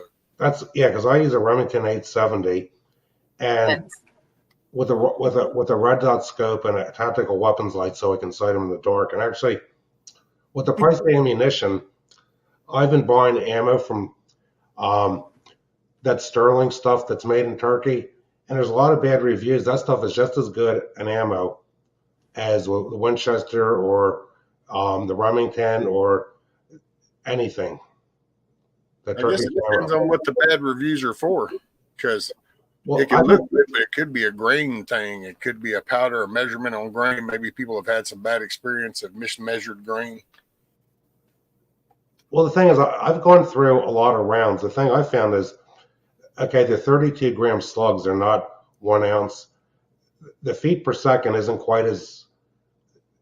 It's more like 1450 versus 1600 feet per second. I found that they are right on the money. Those Sterling slugs. There you go. I bought like 500 rounds of those things just to have. One of the channels I watch is what is Liberty? She's a 2A channel, and she actually just got advertised. There's a business in the States that's going to do it's almost like an ammo deposit. So you can pick your caliber, style, and everything, the amount, and you can either just pay in, like you say, hey, I want 1,000 rounds, and they go, okay, well, it's this. Well, you can actually pay on it, and when you finally get it paid off, then they'll ship it to you, or you can sign up for a subscription base and get like 100 every month sent to you for X amount of days.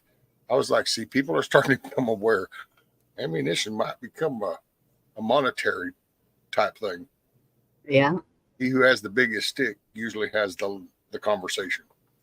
Have you ever heard of Ammo Supply Warehouse? That's where I've gotten ammo from the past 3 years. Because Walmart, around here,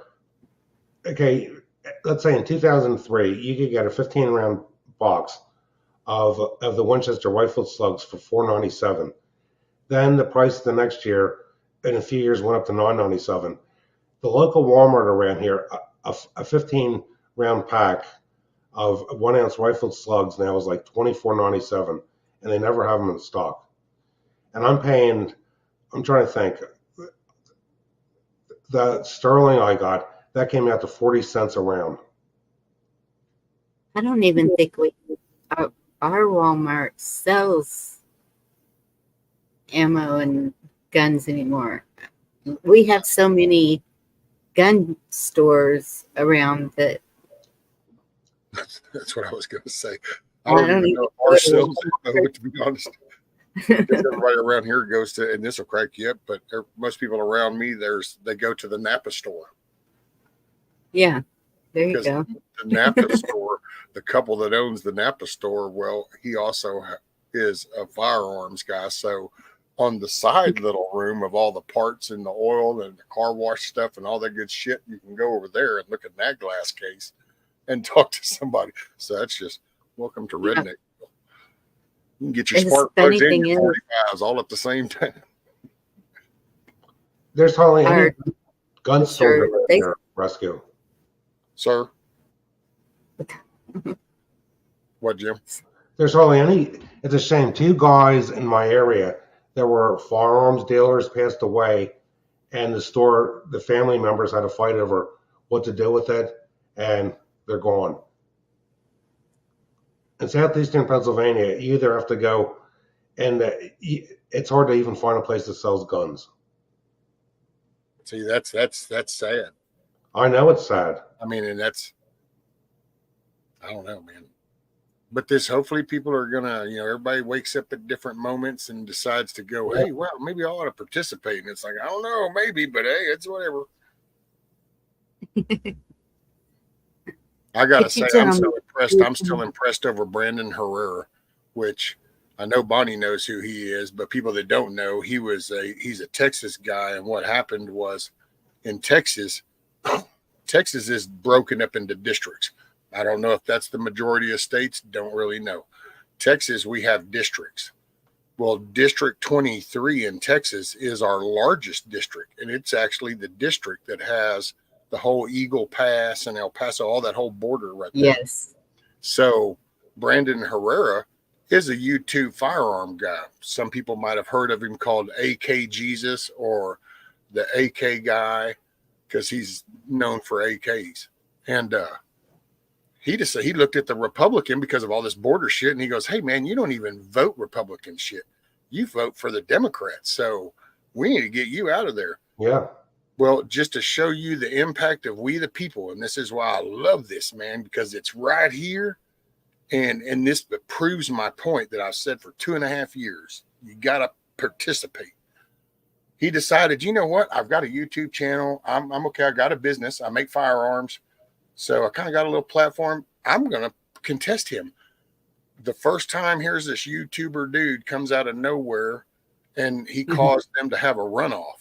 So then the election became between him and the incumbent guy. That cost them $10 million to his $1 million to finally beat him. And when they did beat him, they only beat him for 407 votes. It was that close.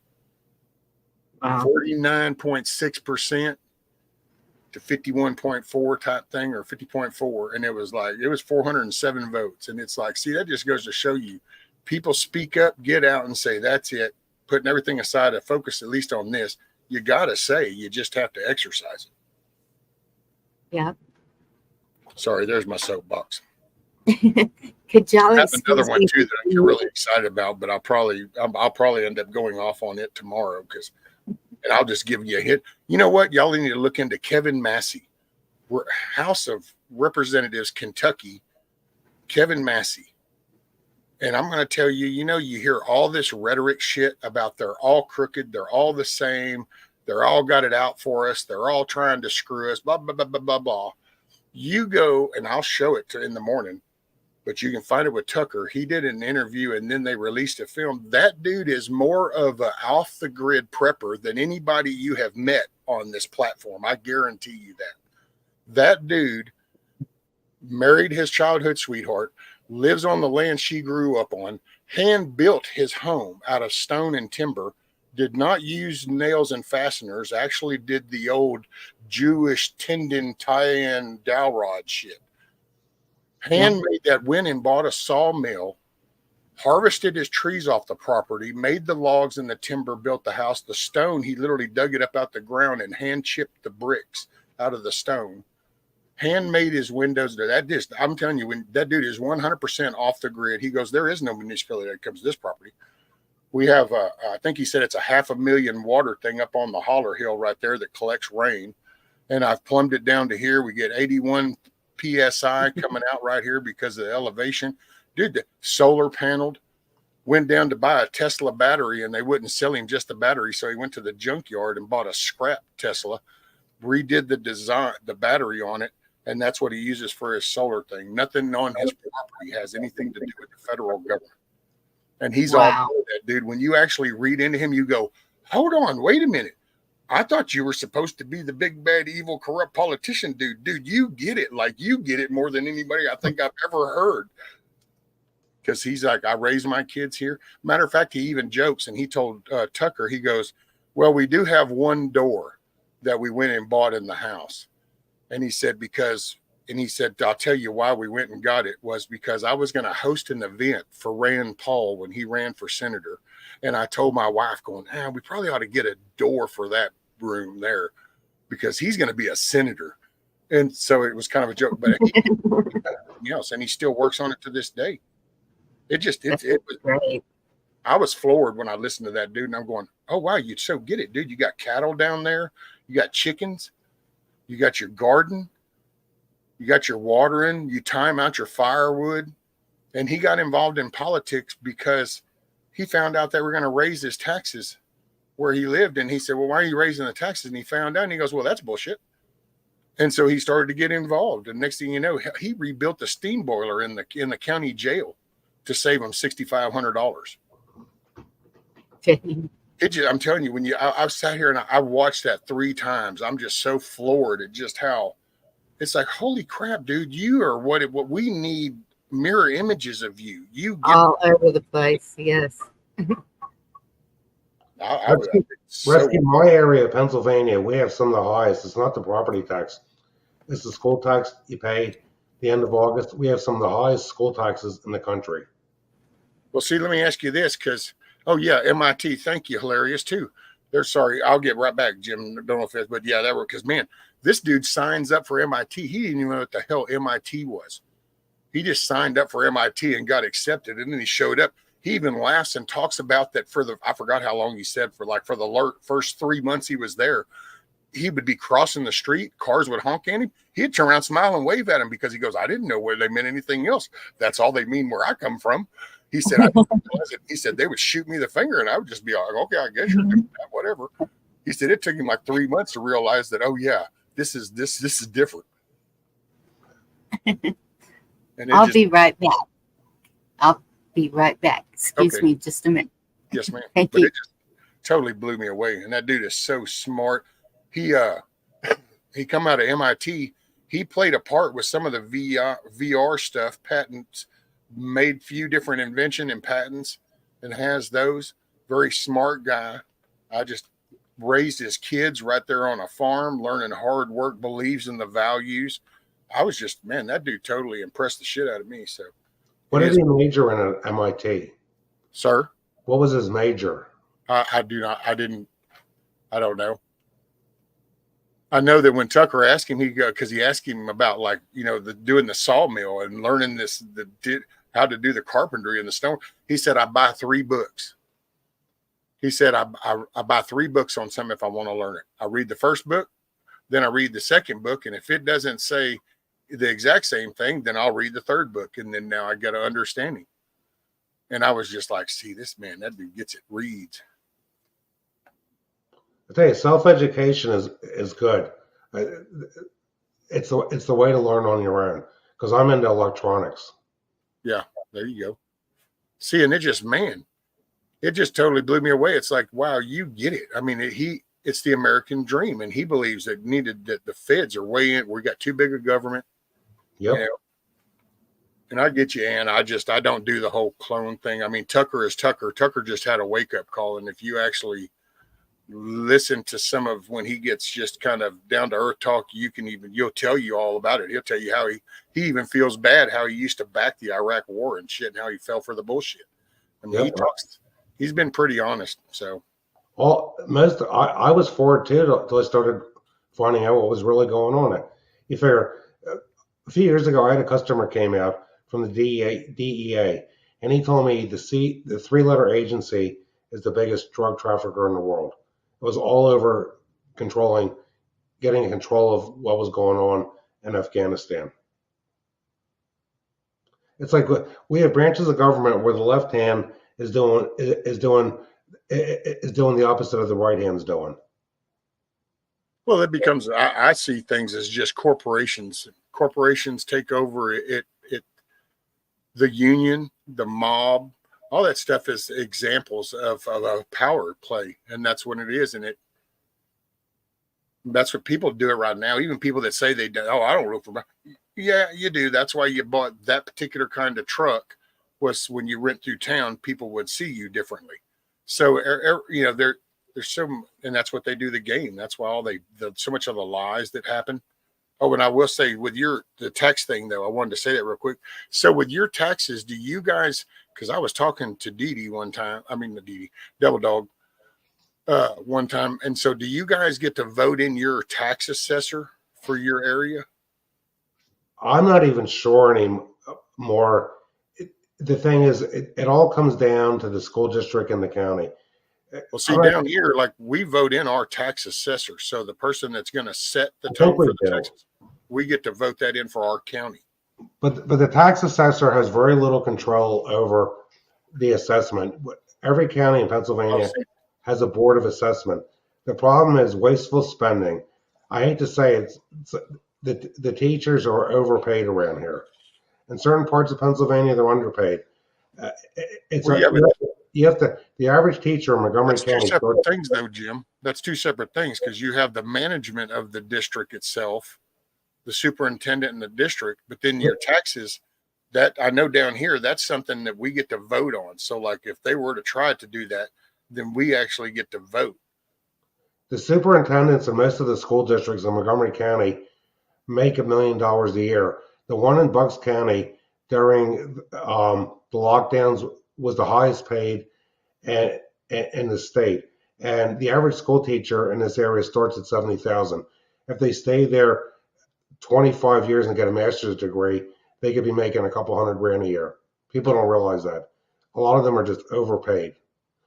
If someone looks up I think the prices we live in, I've griped about that before, because I mean, hell, a classic example, and I bring it up, is this stupid coffee cup, that porcelain, that ceramic shit that makes this coffee cup. It's the same shit it was 100 years ago. Yep. Yet somehow all of a sudden you pay $39.95 because it's got a sticker on it or something. Yep. And we've adapted to that as time goes by. That's why we can gripe about the price of inflation, but it'll always go up because people will still pay it. They'll do it till they can't. If I didn't have my house under this property under Act 319, which is preferred assessment for agriculture, my school taxes would be triple of what I'm paying a year.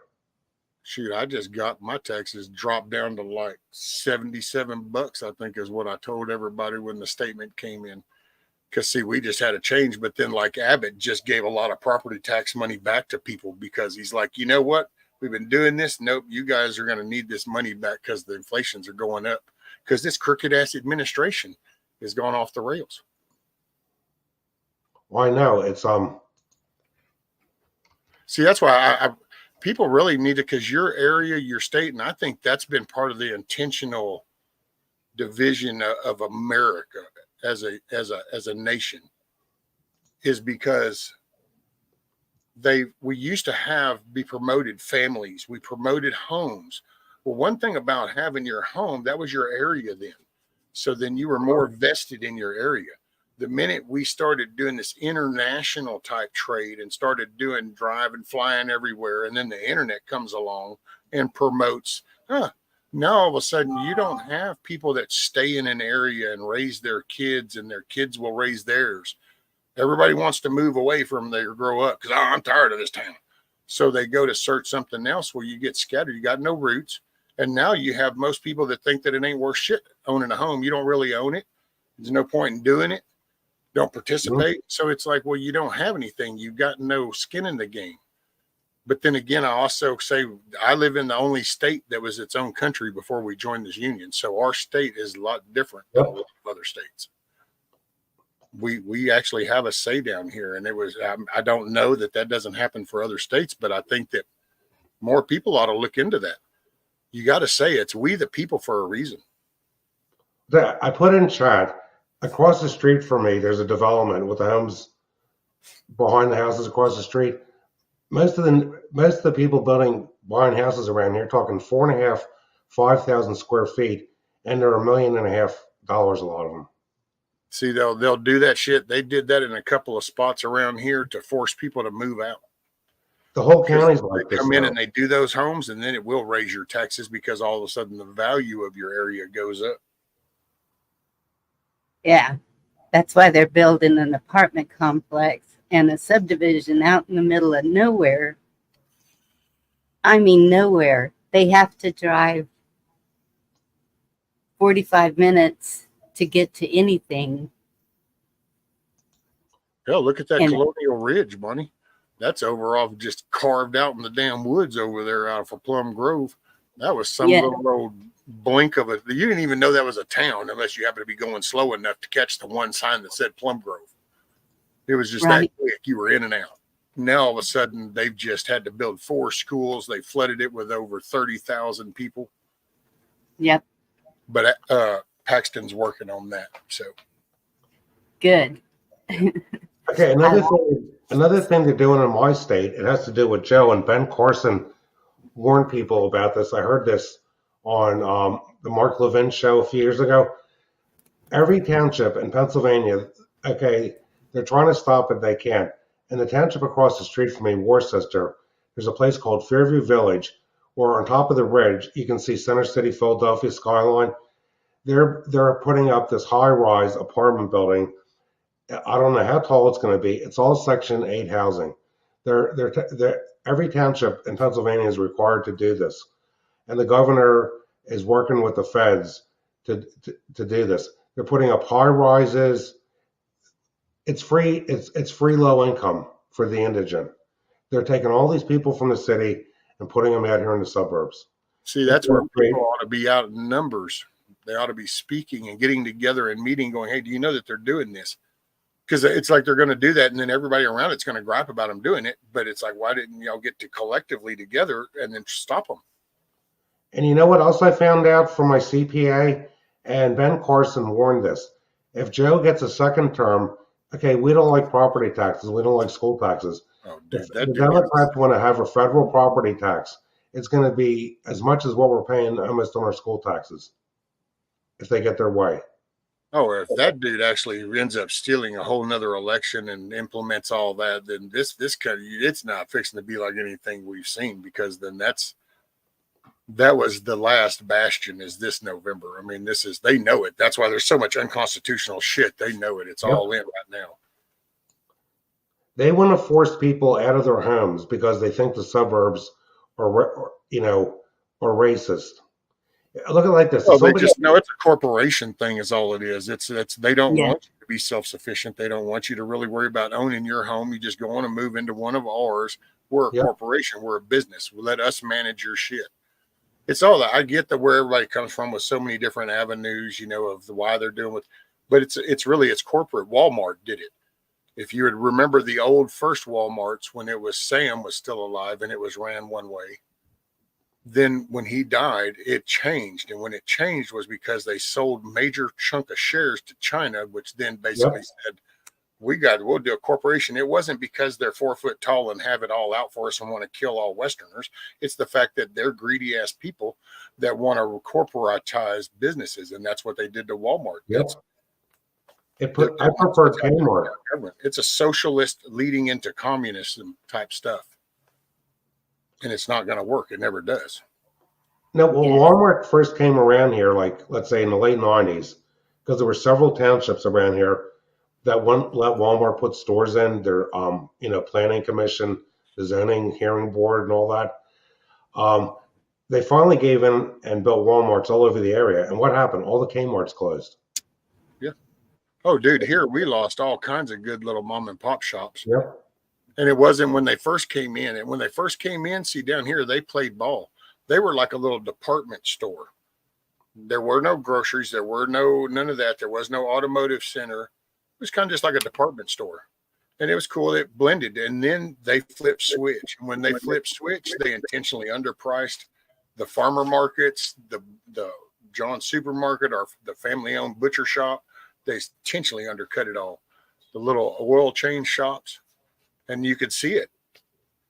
you know, and I was kind of, I saw it and griped about it, but that's why I talked, because I was in complacency too. And I said, oh man, I can't believe they're doing it. I never realized that, wow, maybe I ought to just take a few and actually chime in to the county going, hey, what's going on here? Have they donated so much money to y'all, or are they willing to pay so much in taxes? So you're saying, we'll let y'all do this. Because see, you got to look at it from a corporate side. If I wanted to do that in your town, I come into your town council and I say, look, I know y'all really don't want this kind of business here, but look, it will be profitable. I can hire X amount of people from your area, which I really won't do, but I'll tell you that I will. And look, I'll get, you want X amount in taxes. You know what? We're willing to give you X amount percentage more. You want 10, we'll give you 15%, pay that, no problem. How's it? Oh yeah. And then next thing you know, you've got this shithole of a business in your county or in your area they done got in bed with the devil per se.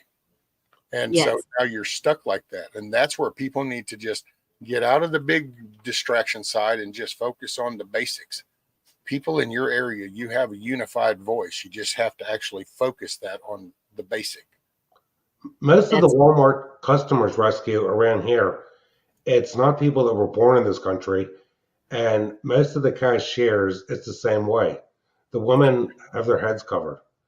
And believe it or not, in my area, Pennsylvania, they got a sign up near the restrooms. Walmart starts their employees at $22 an hour. Can you believe that? $22 an hour. I think California just raised their minimum wage to 20, didn't they? Yeah, because that's going to work. I mean, I'm against the minimum wage. The government ought to stay out of it. Yes. The economy everything. The economy runs better with less government involvement. The economy decides what the wage is, not the government. Well, they need to let the states, and just like businesses, they need to let us. If a state's going to fail, then other states need to decide. Yep. There should be no government. That's I don't know. That's that middleman shit. See, that's that union kind of shit. That's that union mentality. Yeah. Oh, well, here, let me just pay my dues, and then that dude can go speak for me. Oh, wait, we're laid off right now. Okay, well, I get no. That's you gave it up. You don't give it up. Participate. You're an American citizen. And I don't think there's really any future in electric cars. You know what the future is going to be? Hydrogen fuel cells, where they can take the hydrogen and burn that in the engine, extract the hydrogen out of the water. But they've done that, but the technology hasn't been perfected yet. There'll be a place. It'll be like everything else. I think there'll be a place for the electric vehicles. I mean, in a rational, realistic world, there'll be good uses for them. You know, I could see that going down in Dallas right now, or in Houston, or LA. Oh man, if you're just going to zip 3 blocks, you might as well just do it in something that you don't have to put gas in. There's a company in California. There's a few YouTube channels that tested them. There's a company in California that started making electric tractors. They're about twice the price of a diesel powered tractor. And one guy was lent the tractor, and the company went bankrupt, and he can't return the tractor to the manufacturer. They won't even call the guy back. I can believe it. That was kind of that's where you're not out. Personally, that wasn't rational thinking, in all honesty, myself. If I'm fixing to be farming, no, I'm not getting no electric tractor. And I have a little suburb lawn. I might go get the electric mower to mow the little suburb lawn, but I'm not fixing to have an electric tractor. And I use Kubotas because they're the only company that makes a tractor that's like 35.9 inches wide to get between the rows of the Christmas trees. They're narrow model. John Deere tractors are all too wide. I don't know what they use down here. We got about 3 different Christmas tree farms around here. I think one of them might even be using a Kubota. I want to say I've seen an orange Kubota. I'm on my 4th Kubota. One of the Kubotas I use here, I prefer the compact model, not the subcompact. I've had it for 1/3 of my life. It's got almost 4,300 hours on it now. There you go. It's taking care of it. I have equipment older than some of the people watch these shows. You probably never heard of. I have 2 walk-behind Howard rotovators. That company went out of business in '85. One was made in 1968, one was made in 1973. They're walk-behind rotary tillers. One has a Kohler engine on, one has a two-cylinder Wisconsin engine, and I still use them regularly here. The problem is trying to get parts. Well, that's because we stopped wanting to make anything. I know. You figure the Not too EPA many put the Wisconsin engine factory out of business, and Kohler almost went under, and that's when Kohler got into. You figure the Kohler company that makes engines for mowers is the same company that makes the plumbing fixtures and all the other Kohler products. Oh yeah, I can believe So that. rescue what you were talking about a while ago with the towns, and so our city council is being fought against right now because so this guy from California built a resort. It's still in the county, and so he decided to build an apartment complex, and I think it's for his employees. Just like y'all were saying, you remember way back in the day, put everybody in the same area so they don't have to go anywhere to get anything. And so he was trying to get the city to annex that apartment complex into the city so they could get city water and sewage. And so that was a big fight. Then this Canadian guy, sorry, Canadian sisters, bought this stretch of property, and he's trying to build 58 homes, and that is in the city limits. And so everybody is fighting these two entities from elsewhere that are claiming to make more housing, because we did have a shortage of housing, admittedly, because the homes here are getting really old and falling apart and not maintained. And we do have like 200 more people in our population than we have in the past 20 years. But so I can see what you're saying about fighting it, and they're fighting hard. So far, the apartment place did get annexed into the city because the city's looking at the tax dollars, I'm sure, that they're going to get out of it. But at the same time, they're going to have to redo the whole water and sewage system to be able to supply this apartment complex. But the one that's wanting to build the homes, he's still being blocked. He has not been able to build a home yet. Not one. Not even a spec home. Well, see, and the more people can just, because you can even change things that they've done.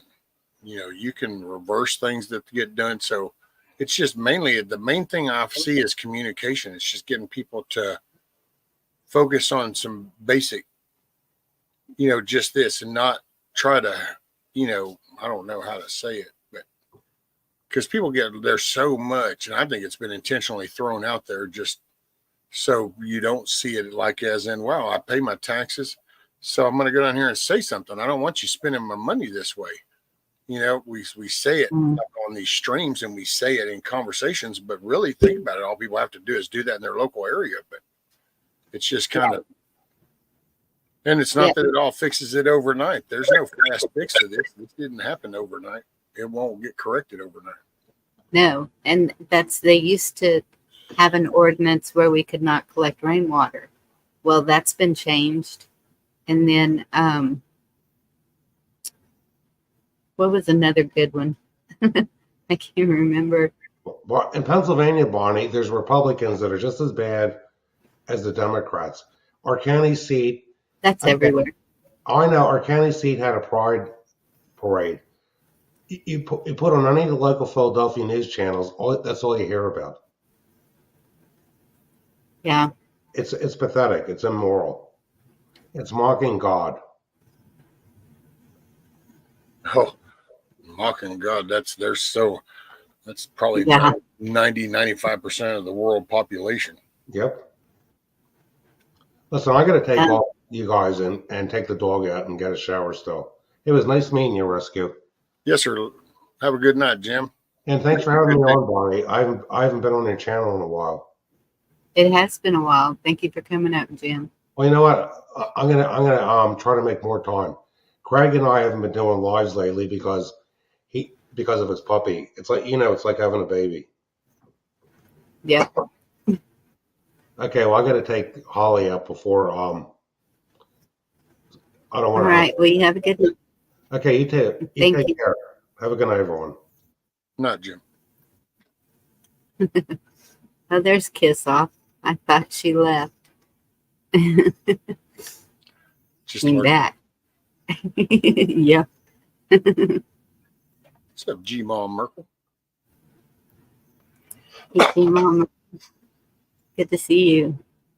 I don't know. I want to say I was listening to that El Salvador president that Tucker was interviewing, and was it him or maybe it was somebody that Glenn Beck was interviewing, but there was a man and he made the best description. I thought, wow, I never quite thought about it like that, but everything that's man-made that we make needs to be maintained. Yes.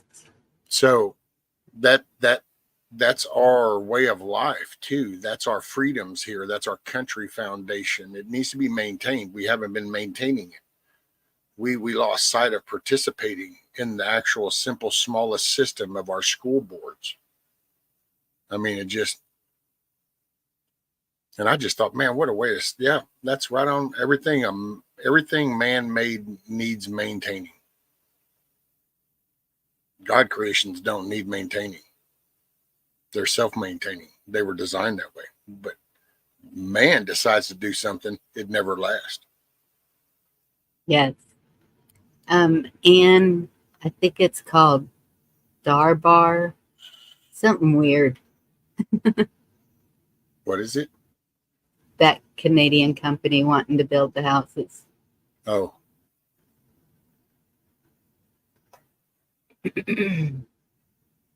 Yes, Elaine, and Anne just retracted her message. Okay. Y'all got it covered. Chat knows what they're doing. Yeah, so when are you planning on being back through East Texas over here? After I get my car running right. For sure the air conditioner, because it's that time of year. Oh, yes. But hopefully soon. It's because so my family is from around the Carthage area, and I want to go back there. I want to go to the courthouse. I want to look up some documents and paperwork and stuff. Just check it out. See if I can get any copies of newspaper articles. One of our local guys, he posted a article that his 98-year-old grandmother had written talking about the Apache Indians when they were living here and how life was with them. You'll probably end up looking at some old microfiche. That's what I'm thinking it's going to be. Yeah. Because we got some of that down in our courthouse. You can look at the old stuff. Yeah. And, it's the old microfiche. And it's like, man, that's so cool. It's like, yes, I was working at the newspaper actually whenever we switched over to that, and switched over everything. We built the newspaper by hand, running it through the sticky and sticking it on a piece of paper and taking it to the printing press. Yeah. And it went from that to one person doing it all on a computer and just shooting that over to the printing press to get it printed out. And now everything, I think, is just online. I don't even know if they sell an actual newspaper anymore.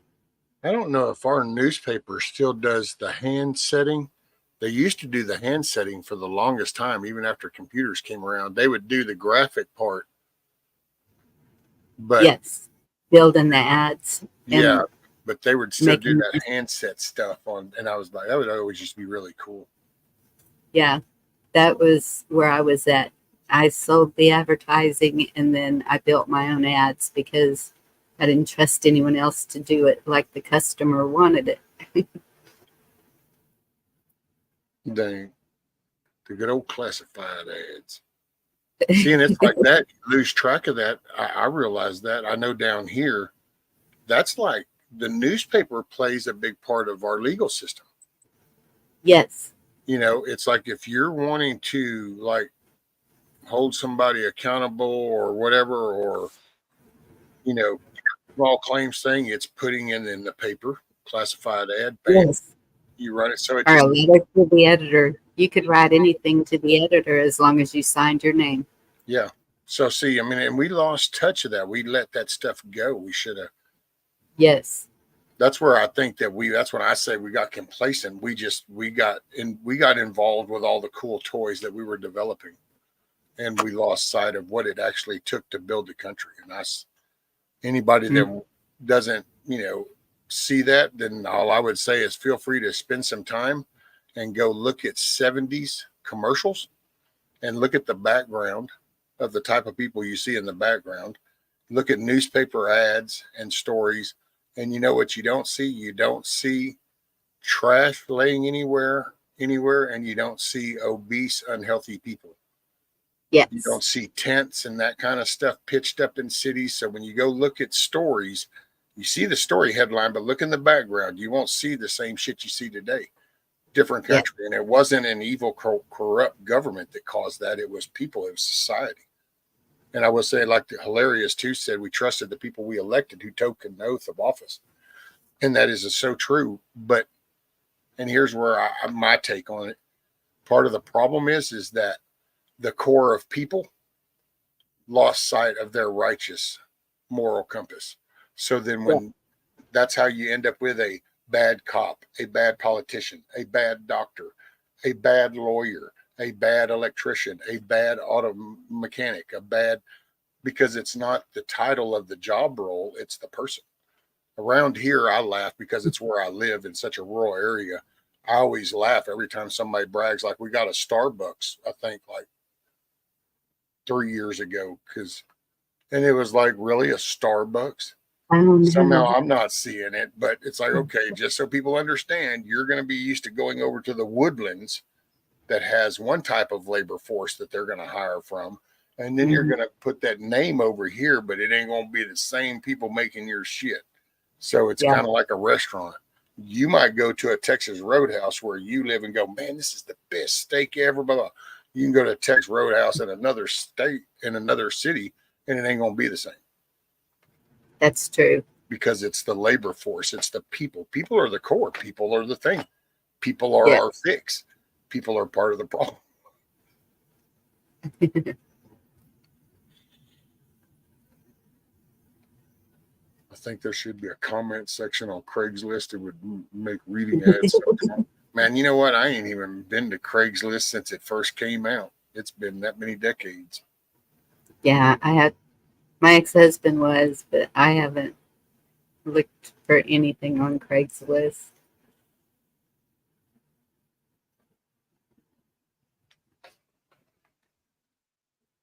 Not what's the other one? eBay. I haven't looked on there either. Good old eBay. See, I think I did that when I had my computer shop. I would do eBay back then. Yeah. But I'm just not a seller. I'm not a hustler. I just do. I just do. My mom thinning out her house because she's moving into a smaller one. So I was out there taking pictures today of the things that she wants to sell. And I just do that with Facebook, the local garage sale sites that are close to her. And that's how I got my canning pot. That's how I get a lot of my stuff is garage sales or online garage sales. Stock pots. What is it? How do they say that? One man's junk is another man's treasure. Yes. And anytime anybody's got camping stuff or cast iron, I'm there because I'm looking at like, what if? And even so, I want to teach my granddaughter this is how you cook outside. Big, because we're always having chili cook-offs or barbecue cook-offs or we're always having huge get-togethers where you got to make a gigantic pot of beans to serve everybody. Thanksgiving, there's a community dinner, and the community is pretty thick here, that tight knit, and thank goodness. Hopefully, it just stays that way. We're trying really hard, but the people who have been here forever are getting a little upset at the new people, but they're not what you would think. They're not coming across the border. They're coming from California or they're just moving there. Yes, other states that are just wanting to get to Texas. Which is fine. Just don't bring the shit you did there just because it turned bad and now bring it here. Yes. Don't call Deanna up. Anytime we say anything about California, here comes D. It's like, man, I get you want to run away from the place. That's if I was the man. I've heard so many stories from where so many people live, and I'm like, yeah, I'd have to get out. But I get it, but yeah, don't bring the California stuff to Texas. Just and bring it was your belongings. Driving to my mother's today, I saw a peach stand on the side of the road. I saw 2 vegetable stands. I'm seeing a whole lot more of that popping up. And thank goodness, people are really starting to get into the growing their own. We have 2 or 3 ranchers that are somehow they're able to butcher their meat too. We got that Wagyu. Is it Wagyu that the Wagyu? We got one that's selling just Wagyu. Son, that's high dollar ass meat. I was gonna say it's a little pricey for me. That pisses me off because it just shows greed. Yes. It's like, well, okay, I get it. It's from an Asian cattle. Yay. It's got this cool fiber meat. Yay. But no, not the prices. They just that's unreal. No. That's straight up greed. And we got a guy here that has a little store up on the farm market. And that little store, he actually sells now meat in there, like hamburger meat, and he'll do steaks, and it's his cattle, so it's local cattle. Yes. And I figure if I ever get enough chickens to where I'm putting out enough eggs, I'll start giving him eggs to put in the store. Oh, cool. Yeah, that'd be good. Yep. Because that's what a lot of people do with the vegetables now. So there's always fresh tomatoes and watermelons and peas and all kinds of stuff up there. Yeah. On our way back from Corsicana, we stopped at the processing plant that my son has. Well, he's a shareholder, whatever you call it. And they sell fresh cut beef, and I was T-bones and sirloins, and I loaded up. And it really wasn't that bad. I got quite a bit. They even make beef bacon. I've never seen that before, so I said, "Oh, I've got to try this." Yep. I don't think it'll be as good as pork. I don't know. They say it's pretty good. That there's a turkey bacon and a beef bacon. Yeah, I've tried the turkey. A lot of that, I know that the people I've heard that do that, it's more on the religious side, and I cannot confirm or deny. I actually want to look more into it, but because I think there's something with the food and stuff that we shouldn't be eating. You know, if you're that Yes. of that belief, I'm trying to correct myself the way I'm with my faith. I think there's things I probably shouldn't be eating that I eat. I'm sure that that's all of us. You can't get around it hardly. I mean, unless you just eat pure beef from a local grower and fresh vegetables from a local grower. If you eat pasta or breads or anything, unless you're making it yourself. Well, isn't it risen bread? It's you eat flattened bread is what we're supposed to be eating, flat bread or something like that. Right. Unleavened bread. Yeah. Yeah. I just got a tortilla recipe where you don't have to use any of the baking powder or stuff like that. I saw a cake made out of applesauce and an egg, and I was like, no way. And he did it right there on the video. Sure enough, added a little cocoa and chocolate cake. Lord have mercy. Yep. Beef. See, and I think there's things that we can. I just think and it's like I don't judge nothing, because I think there's some forgiveness and leeway there, because it's but it's something that I've always kind of wondered about. I became more aware and then kind of more curious, the whole cloven hoof thing, and which is your pork. It's scaled fish. You shouldn't eat non-scaled fish. Well, when you kind of think of those fish, those are your bottom dwellers, your scavengers. And so you kind of go, oh, well, I don't know. Maybe there's something to this. Huh. And it's just, it's also the cleanliness and the cleaning. And then when you look at where the world is now, you wonder, is it what we would see as something simple, but maybe that's the idea. Maybe it is supposed to be just simple. Yes. Simple Man. Right. That song just went boop in my head. Well, Miss Bonnie, I think I'm going to hop off because I'm going to be going live in the morning. So I'm going to go ahead and go crash. I understand. I try to catch you. I'm not a morning person. And usually when I get up, it's up and running. But I'll try and catch you. Thank you so much for coming up, Rescue. Oh, yes, ma'am. Well, thank you for having me. I appreciate it. It was good to see you. And I know that I know I'm early, but see, I got to just start doing that, because I just got to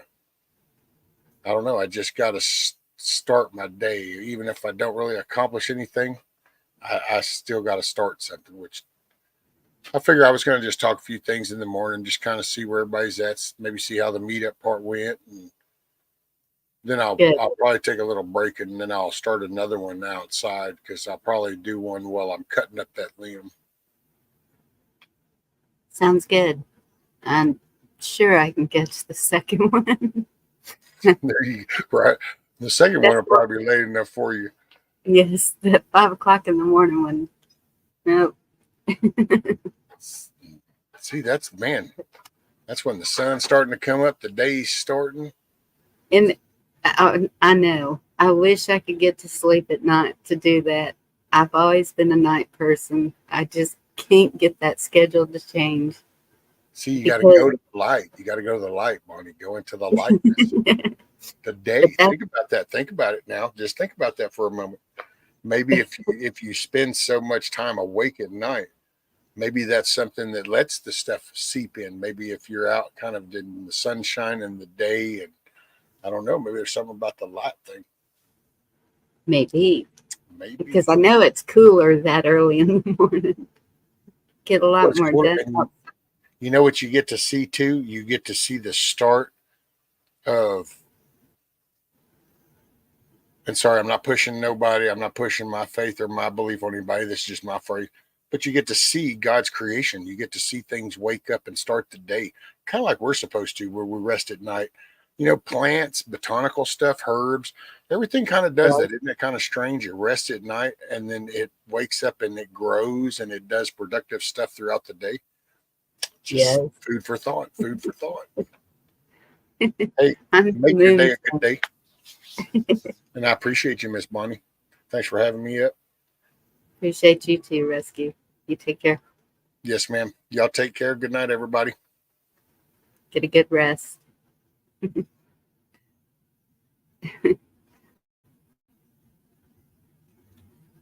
2 to 10 schedule. Yep.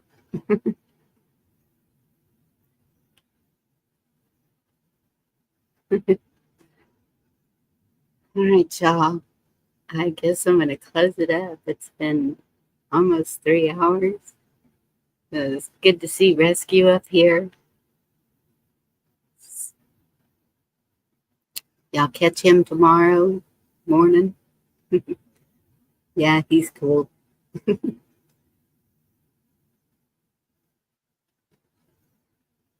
It's good to see somebody else appreciating our state so much.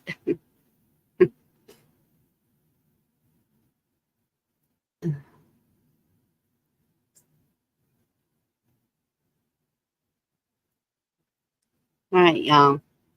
I don't see anything. Love you too, Andy.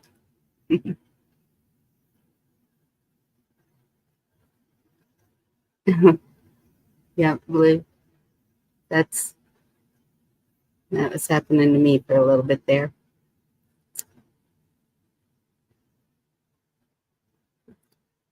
Well, I hope y'all remember you are important. When you look in the mirror, be happy with what you see.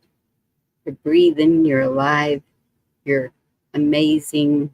You have all the abilities to do whatever you set your mind to. Look at Rescue in a wheelchair doing this stuff. I mean, just keep trying. That's all you can do. So y'all have a good night. Thank you for being here. God bless you. And good night. See you around.